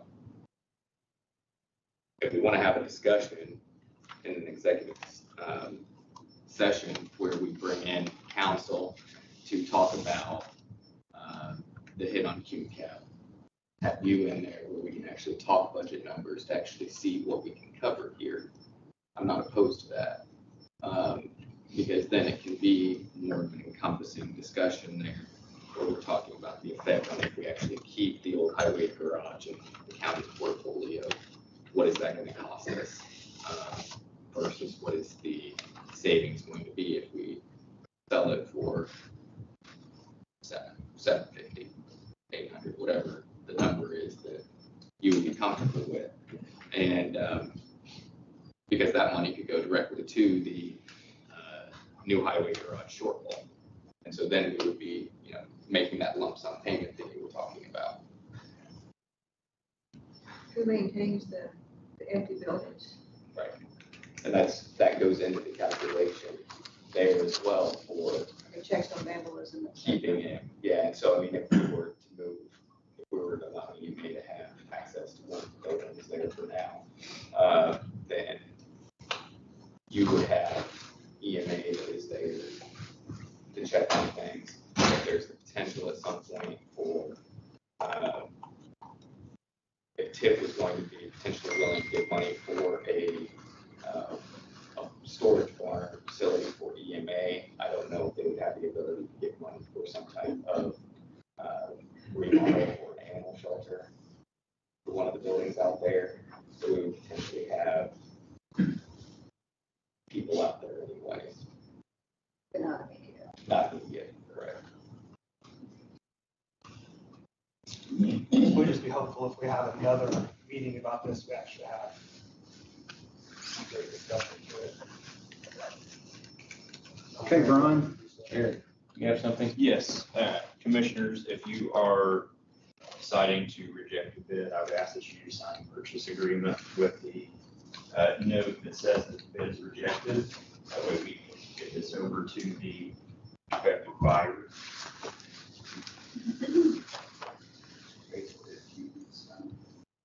So at this point, you do not have a counter for them to consider? You have 2 votes not to sell. Okay. Right, but We have 2 votes to not accept the bid. Not to correct. But we have no number in mind that you are willing to give him at this point. Do you have an idea when you might? We'll discuss the best time to have an executive session to go over the end, or maybe let's go back to the. Yeah. Will that be this year? Let's talk to them and the council and see what their schedule is to be able to sit there and have an executive session. Thank you. Thank you. Mr. Floyd. Probably next year, won't it? If that 10 days to advertise. Sounds like it's. It's always the best money. Did I say something? Yeah, I man. think you made a mistake. I'll be straight up. I know Brian done all he can do. I absolutely did. It's been advertised, it's been put out, he's done everything he could do to get you every nickel he can get you. Absolutely. So, And it's But not an I, indictment. myself, I think you made a big mistake. In no way is it an indictment. No, I know they done it right. I think It's about what the best use is going forward. you keep kicking stuff back on himself. And this thing's still gonna be a kick back on county general. Well, how much, that's what I'm asking, that's what I was asking, how much is it really gonna be kicked back on county general? Well, it's another building. It's Okay, still gonna have maintenance, utilities, still gonna have to take care of, if you wanna remodel it, where's that money coming from? okay, so what's the This is difference going gonna on. be, what's the difference gonna be if EMA goes and gets a building from TIP? Well, You're still gonna have maintenance, you're still gonna have all of those things that you were just talking about. myself, I won't vote for him to have an office and stuff. Okay. I will vote for him to have storage stuff. Sure. I think we still need to stay consolidated where we're at. I think there's enough room Out where? out at the annex. If he gets his stuff out, I believe there's enough room for everybody to get along and everything go good. Sure. That's just, this is my opinion. No, I understand that. You see what, you No, understand? I completely Because understand. we, you know, keep adding stuff and it's down the road, it still has to have maintenance, still has to be remodeled, you know, things like that. And we're trying to consolidate. From that's my opinion, we need to consolidate as tight as we can. We're almost 800,000 over recommendations in county general next year, Jan. I don't have a budget. Pardon? I don't have a budget order yet to tell you if they approve what we submitted or not. Yeah, it's been approved, hasn't it? 1782. Oh, Gave okay. us those numbers. Okay, next thing up, we have the elevator modernization quotes, bids, yes, or quotes, from Mid-America Elevator Company out of Indianapolis. To completely refurbish our elevator, bring it up to date in all codes. Their number is $99,775. The other quote came from Otis Elevator. And it was a broad scope, $125,000 to $140,000. Didn't pinpoint an exact number, which they also require 50% down upon signing of the quote. Patty and I did meet with both companies and they kind of went through it with us. I know Mid-America Elevator, being the lower quote, did include battery backup to lower the elevator in case electric went off and someone was in it. In one of the doors, I believe the lower lobby door does not need to be replaced because it was, it's a lot newer door than the other three. So this is a item that's a long ways out to get parts, and so we thought the ARPA board did put money Correct. toward a project here in the courthouse.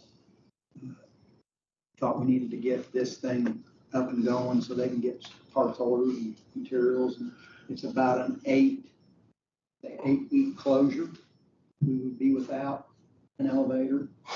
So we're also going to have to put in a chair lift on a couple of flights of stairs to help us for that, which I think would stay in use even after the fact. Yeah, agreed. Fire, we Yeah, can't use the elevator for fire, just- so having backup would be great for our citizens and our employees. Your thoughts on this, if you need to look at these, I don't know. Okay. Thought they were passed around. Again, Mid-America was $99,775. And Otis, who has been doing our elevator work, gave us a range of 125 to 140, so wouldn't pinpoint anything down for us. I looked at both quotes. I think Mid-America is the way to go on that. I think they will provide everything that we need, and just makes me feel uncomfortable when we don't have an exact number like what we did for Otis. They didn't give us an exact number. They came twice. Patty and I met with them twice.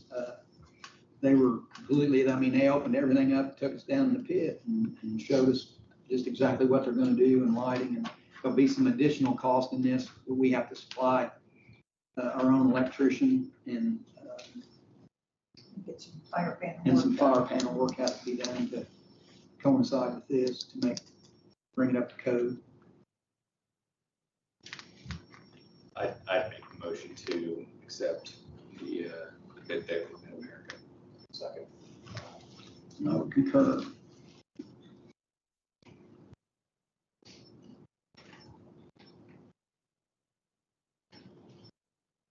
So we can forward that to, I think, Kenny or Deanna, the head of the ARPA. ARPA council to specifically appropriate for that. Yes. That's my intention, that the stair lift, and then we can see what's left available for the heat and air conditioning.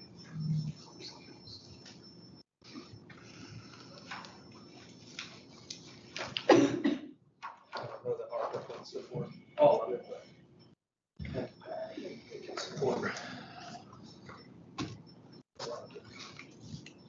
Okay, the next item I'm going to move to the bottom. Dawn? Morning. Morning.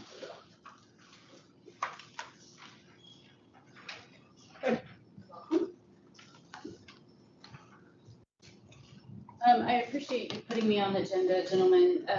Today I just wanted to give you a brief, quick review regarding the Greensburg-Decatur County Chamber of Commerce. We are a county-wide organization supporting all of the businesses in and around Decatur County. And I say around because we also support the businesses who do business in Decatur County. So I thought that it was appropriate here at the end of the year to give you a quick annual report. On the left side of those packets, you'll have the printed annual report that we passed out at our annual dinner. And a lot of the numbers that I'm going to talk about today are in that book, but are updated. That book runs from the 1st of January through the end of October. And I have about another month's worth here. So community impact for the Chamber of Commerce. We give back a little over, or this year we've given back a little over $21,000 to our community. And We do that a number of different ways. We have Jenny Fowler, who is a business advisor through the Indiana Small Business Development Center at our disposal. She is a free asset in regards to, she does not charge any of her clients.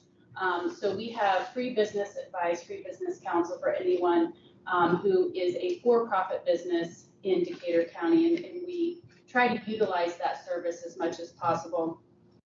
We also supported a summer intern this year. We gave away 3 $1,000 scholarships and 2 $1,000 small business grants.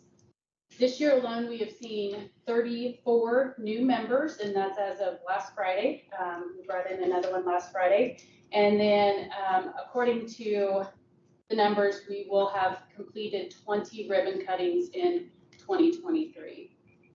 We've provided over 50 platform opportunities for our members. Our membership is currently at 358 members. So we are supporting an array of different industries throughout Decatur County, and super excited to be able to do that. We have come on strong with the Love Local digital gift card to provide a resource for our community members to ensure that local dollars stay local. And that's a partnership that we've had with Main Street Greensburg, and we currently have 36 participating businesses with that digital gift card. So there are 36 different locations where that digital gift card can be redeemed, and it's a declining balance gift card. We had a gift certificate program prior to this program, and what we found was it essentially was putting dollars back into the pockets of our community members instead of our local businesses. And so through faults there and the fact that we were running out of gift certificates, we needed to come up with a new plan, and that's what we went with. So we have been a great partner and blessed to be able to partner with Economic Development Corporation, Greensburg, Decatur County. We were visible at the reality check for the junior high students, as well as the Opportunity Expo, in which we were able to see and speak with and just be a part of the lives of all of our graduating seniors. We know Decatur County business really, really well, and to be there and to be able to talk to them and to encourage them and to open their eyes to new ideas. You know, when they tell you that there's not a company there who does marketing, and you're like, well, wait a minute, like every company here does marketing. And to get them to just think about life in a little bit different way as it pertains to their business decisions moving forward. We've attended several Westport Business Association meetings throughout the year, so we're happy to be a voice for Decatur County down there as well. We've added 4 new executive level sponsors this year in Heritage Hill, JC Bank, the Barn Builders, and Licensing Sales and Service. I want to touch on our website just briefly. We hold the only job board for Decatur County through our website, and there have been 110 jobs listed on our website for our members, and those jobs have seen over 8,000 views through our website. Our events page has listed over 184 events throughout the year, and those have seen over 26,000 views. So our website works, and one of the things that we like to talk about is even when you're not at an event, even when you're not participating in person, we are still working for you on the back end. We're super excited this afternoon to be able to be a part of the groundbreaking for Speranza House as they add a second location. And then, as you know, the Decatur County Highway Department ribbon cutting on Wednesday at 10 a.m. We will be a part of that as well.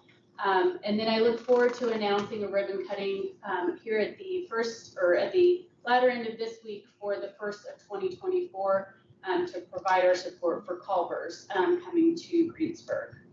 So I just wanted to give you a brief update on some of the things that we've been doing. Thank you for your continued support of the chamber, and if you have any questions, I'd entertain this at this time.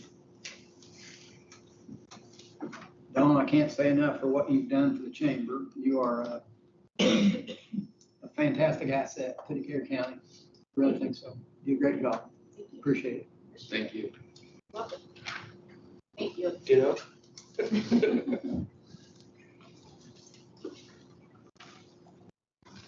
Next up, we have the YMCA grant.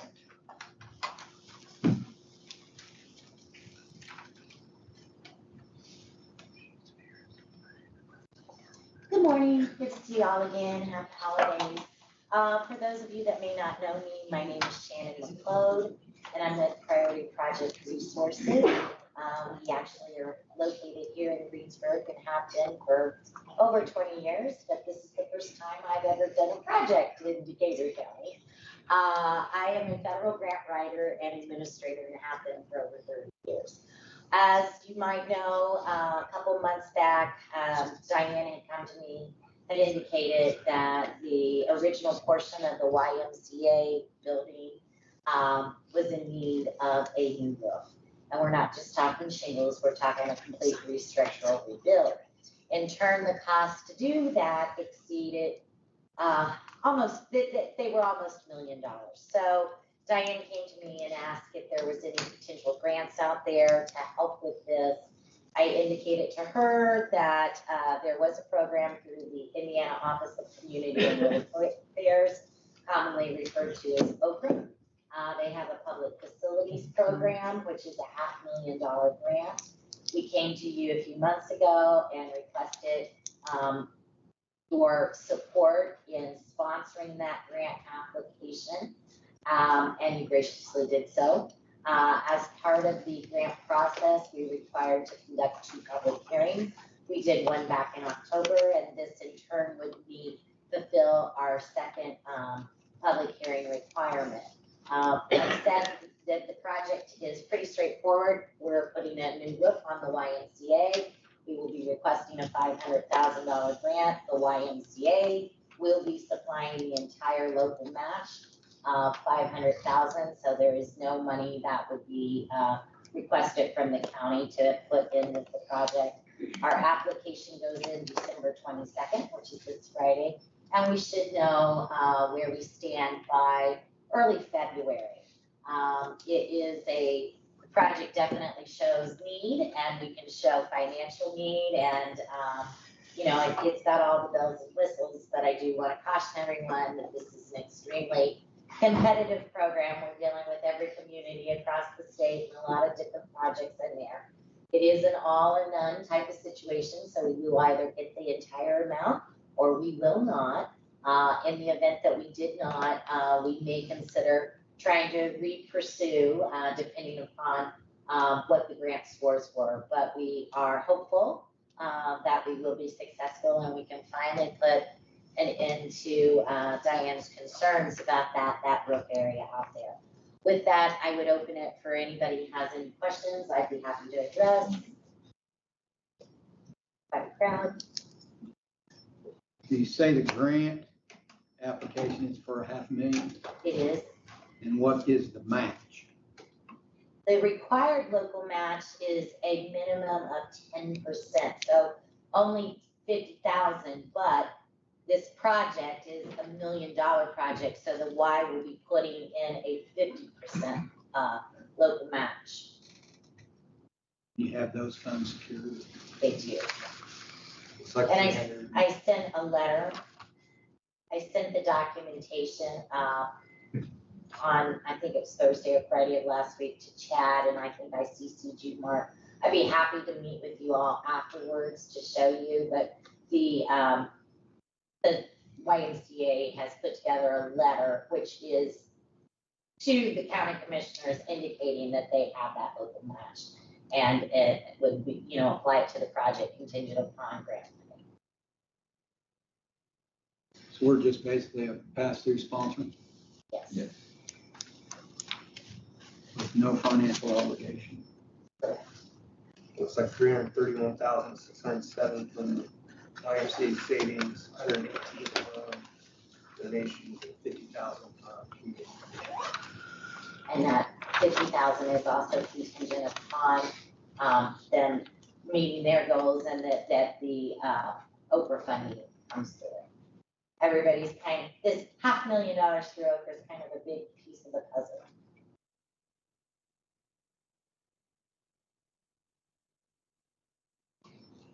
I support the project.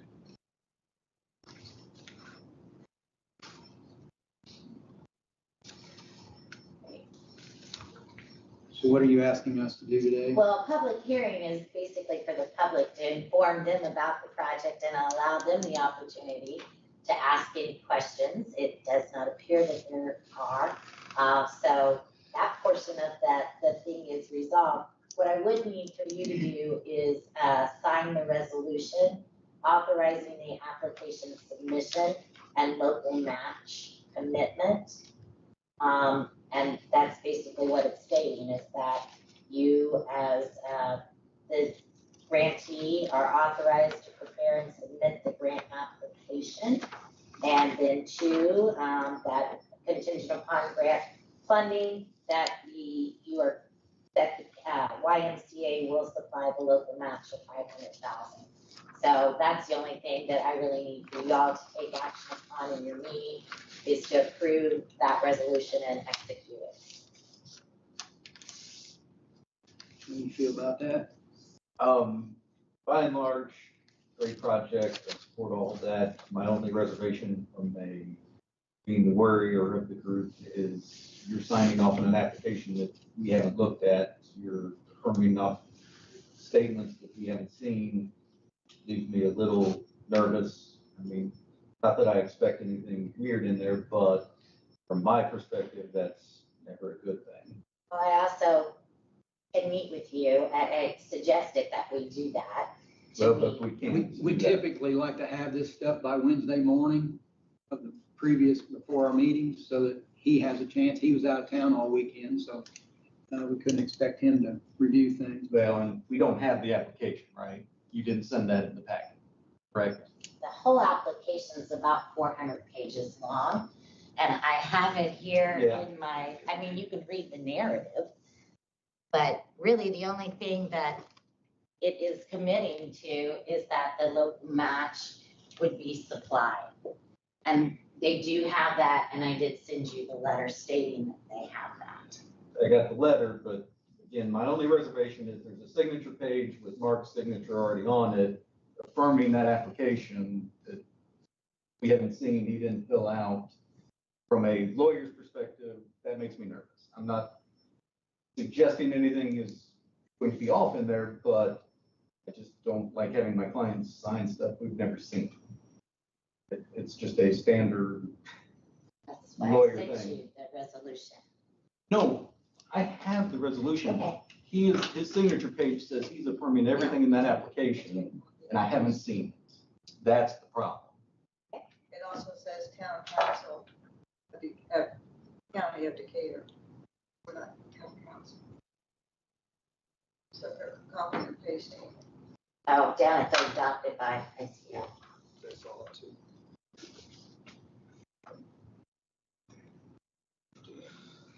Well, I am supporting the project. I just don't like my name on something I haven't seen or something personally. We get you the documents, and would you be willing to sign it this week? I'll give it to you. Can you, yeah, I was gonna say, can you do that contingent upon review? Because I'm happy to meet with you. Unfortunately, these things kind of come together. Everybody knows the deadline, and it has been coming together in pieces, but I really would love to sit down and meet with you. I know Jeremy attended the site visit and was able to get a little bit of information, but I'd be happy to meet with you anytime that you have time available to review. Well, and so legally, they can't meet with you separate without notice, so that ship has sailed, but if you want to leave me that, I will, I don't expect it to need a full review, but I'd like to see what is being attributed to Mark's name before we sign off. So it's just a simple, I need to see it. Well, can we make a resolution? Can we do it contingent upon you reviewing the application? I mean, this application has to be submitted on December 22nd, which is Friday. I understand. I mean, the resolution itself is fine. It's honestly the section 10 CDBG signature page that has Mark's signature on it that affirms that there's no he man is, position. No, he is certified that environmental review listed on the online application. Don't know what that is. He is certified the architectural, which there's another signature on, but he is also certified that is true. We don't know what that is. he is making many representations to Sure. this committee without knowing what he's representing. As his attorney, I don't like that. So all I'm asking is, let me look at it. The resolution is fine because it just says that we will do these things. But until the actual signatures are approved, that's my struggle.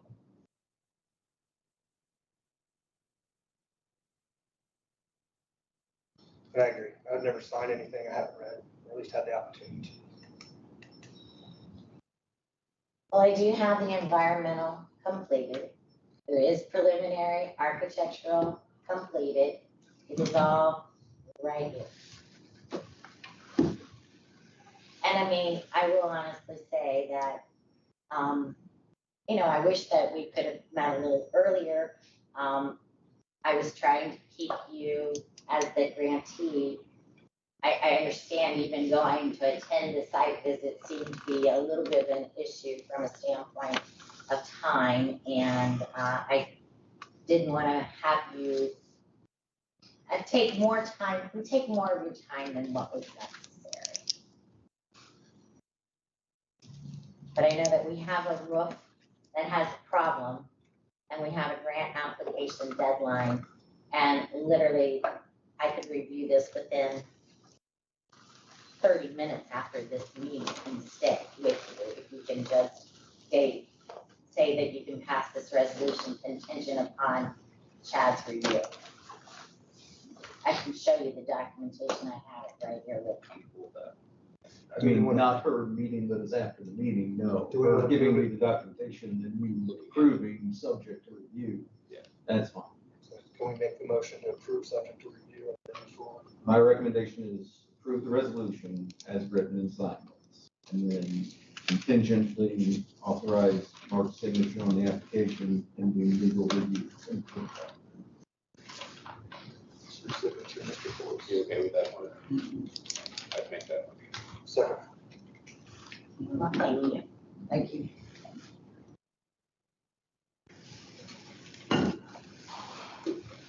Next up, board appointments. Patty's given you to go. Yeah, like I said, a couple of committee papers. Do we want to go through these one at a time? Why don't you have As a me? group? Because Area plan, I'll just go through them one time. Area plan, Brad Shooty, reappointed to 27. Yeah, or no? So, Mike McCoy has agreed to stay on the Alcohol Beverage Commission through 24. That's a year at a time. Chad Smith has agreed to stay on as county attorney. You're a stick in the mud, but. Never. I would move to approve Chad. second. I would agree, thank you. Lake Santee, Greg Coffin to be reappointed, and Maury Goodwin is a new appointment through 27. And they actually appoint those, we just have to approve them. Those two guys. Move to approve. Second. Tax Reassessment Board is Jeff Whitaker and Shelley Hadler. Move to approve. Second. Agreed. The TIF Board, our appointments are Brian Keith, Chris Bauer, Don Schilling have all agreed to stay on that board through 24. I move to approve. I'll second. Veteran Service Officer is Mike Gardner through 24. It's our appointment. I move to approve. Second. Myself, Jeremy, and Tony be reappointed to Solid Waste. We don't have a choice on that. Southeastern Indiana Regional Planning, Jeremy through 24. Make a motion to approve. I'll second that. You're in. Tourism Board, Daniel Fayette be reappointed through 25. Move to approve. I'll second. On that.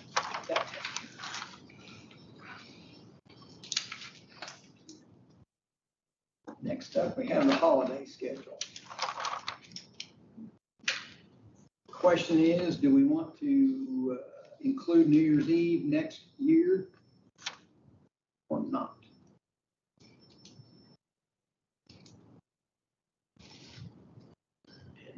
solar eclipse was traded for Columbus Day, and there will be no Juneteenth off in this courthouse.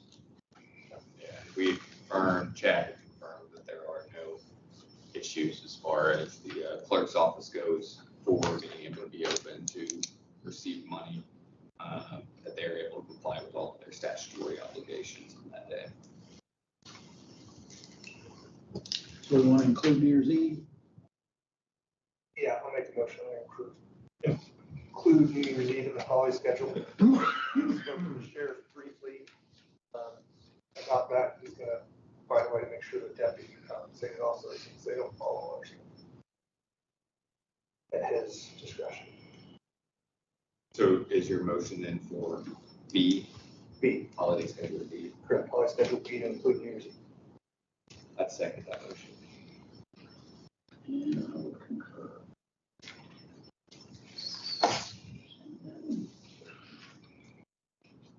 Next up, meeting schedules for 24. Looks like the first meeting of the month, because of the way it coincides with council, we're going to have that in the evening, a 6 p.m. meeting. And the second meeting of the month will be an 8 a.m. meeting.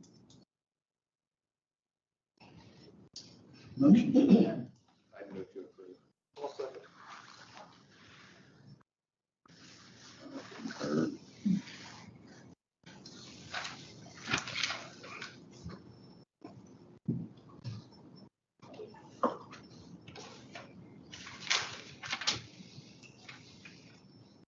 And the last thing on the agenda is president election for next year's commissioner president.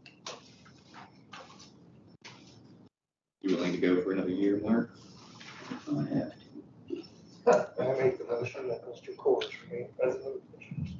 I second that. I'll remember that. Thank you for your confidence. Be careful opening my Christmas present. Don't look for it. Under topics, I asked Patty to put this on her county vehicle logos. I think anybody that's driving a county-owned vehicle needs to have a county vehicle logo on that vehicle. What's your thoughts, fellas? Yeah, there's a reason that we got the new logos. And that way, if anybody is out doing county business, they know where the vehicle is when they're going out there. So yes, I would agree. And we had already gotten bids for the logos on the vehicles, so that's already there. Size and scope of that requirement? Think about sheriff's department. No, sheriff's department as far It's on the as, other end. yeah, sheriff's department would not be. Doug's Coroner's office also. Coroner's office, we have 2 vehicles.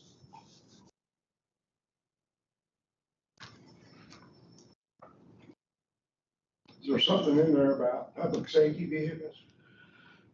That they have their own logo? Like sheriff's department? Yeah. That'd be highway department? As well. And all yours are logoed, right, now? Yeah. They're moving those to the new logo, or are they gonna remain with the logo they had?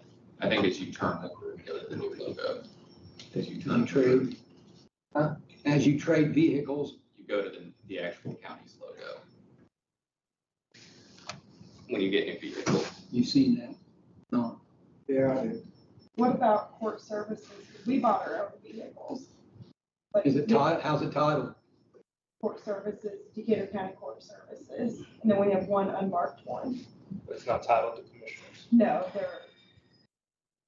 I don't know, the county, PI bought them, but I don't know who they're titled to. I think the county commissioners, but I'll double check that. If they're titled to county commissioners, we'd like for them to be logoed.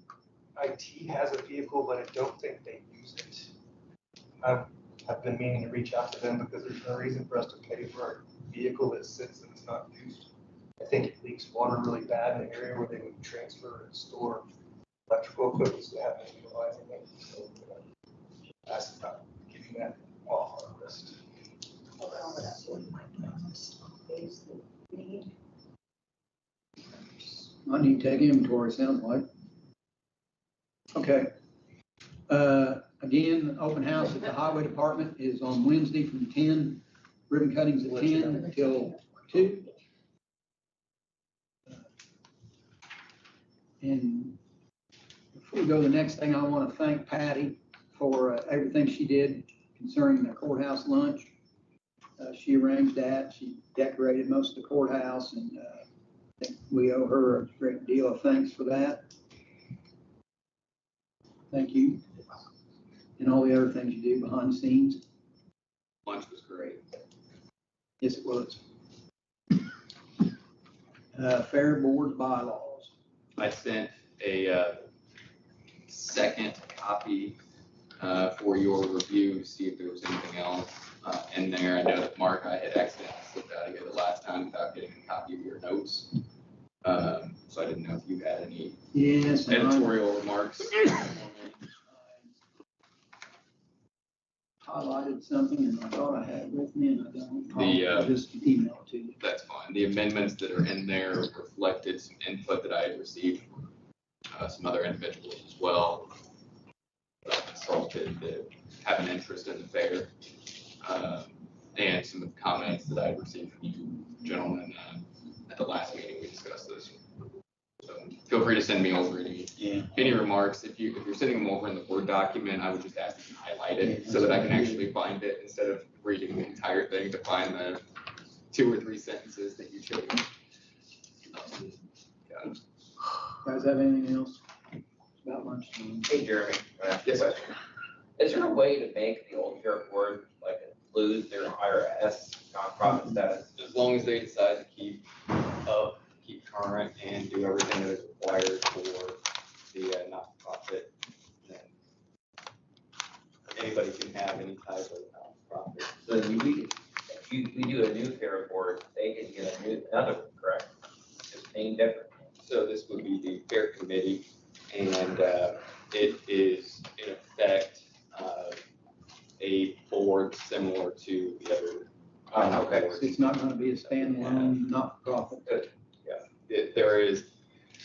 it is not set in stone, of course, since we haven't approved anything, but there is an appointment process that is similar to what other boards have.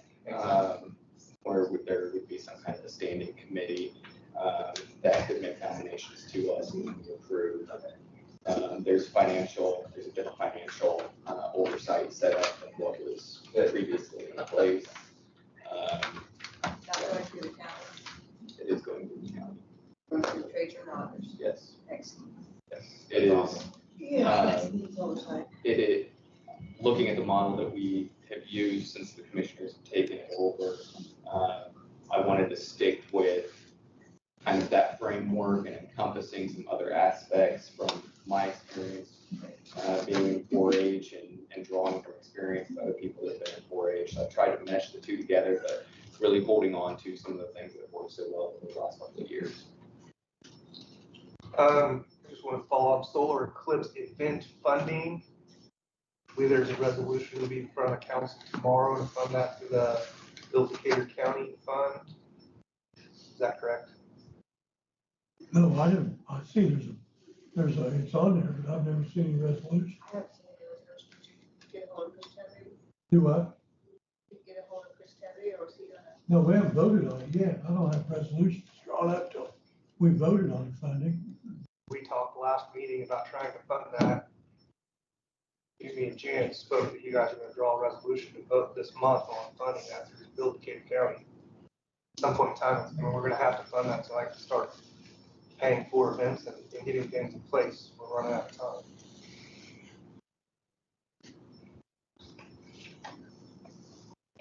We haven't voted on it. I mean, I don't spend money on a lawyer till the council has voted on it. It's gonna do it, you understand what I mean? As commissioners, can we move forward with a budget on that so I can move forward with all actually trying to reserve and. It's on our agenda tomorrow, which it'll get voted on. But will I have to wait to do anything until the next council meeting for a resolution to be voted on? No, well, tomorrow's meeting, it comes up. If you got a budget stuff put together, so we know what you're gonna spend, what you're gonna spend it on, and how much. Okay, so expectations for me to be there then, because I spoke to both of you, it didn't sound like I needed to be there for that tomorrow. You We might were have, gonna move the $111,000 was gonna be made available to cover the sheriff's department budget and the event budget. And reimbursed. nobody said anything about $111,000. I mean, it never was brought before us. I It mean, hasn't been Jan brought talked before, about we it, talked but about. nothing's been brought before the council. Understand what I mean? Yes. So the sheriff and I need to be prepared tomorrow to come in front of the council and request money. Well, the sheriff, I know he'll bring us a budget, but his overtime's gonna be. So we can, even if he brings that back to us after it's over with, we can cover that. Correct, Jan? Exactly. I mean, he can still operate on his overtime, we'll be fine, because it's gonna be the first of the year. Then he'll bring us exactly what he spent on overtime, we'll put it back in his account. On the record. Wow. Pardon, sir? It's recorded. It will be.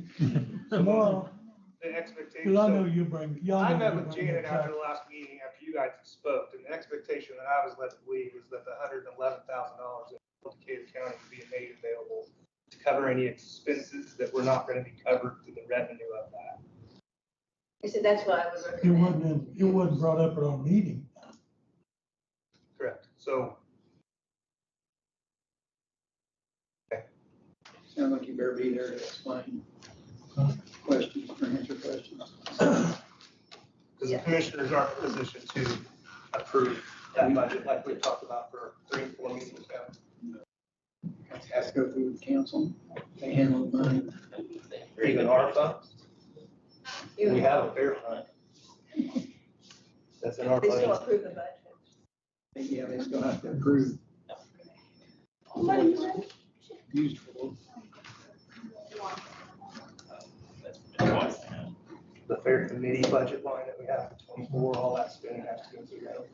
It was approved. Well, it was approved by them for the fair, but this isn't the fair.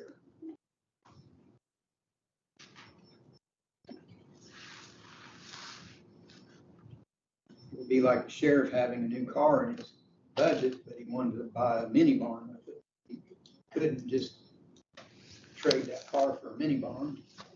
So we've been He might discussing try. this for 3 months, so it's new information for me, I guess.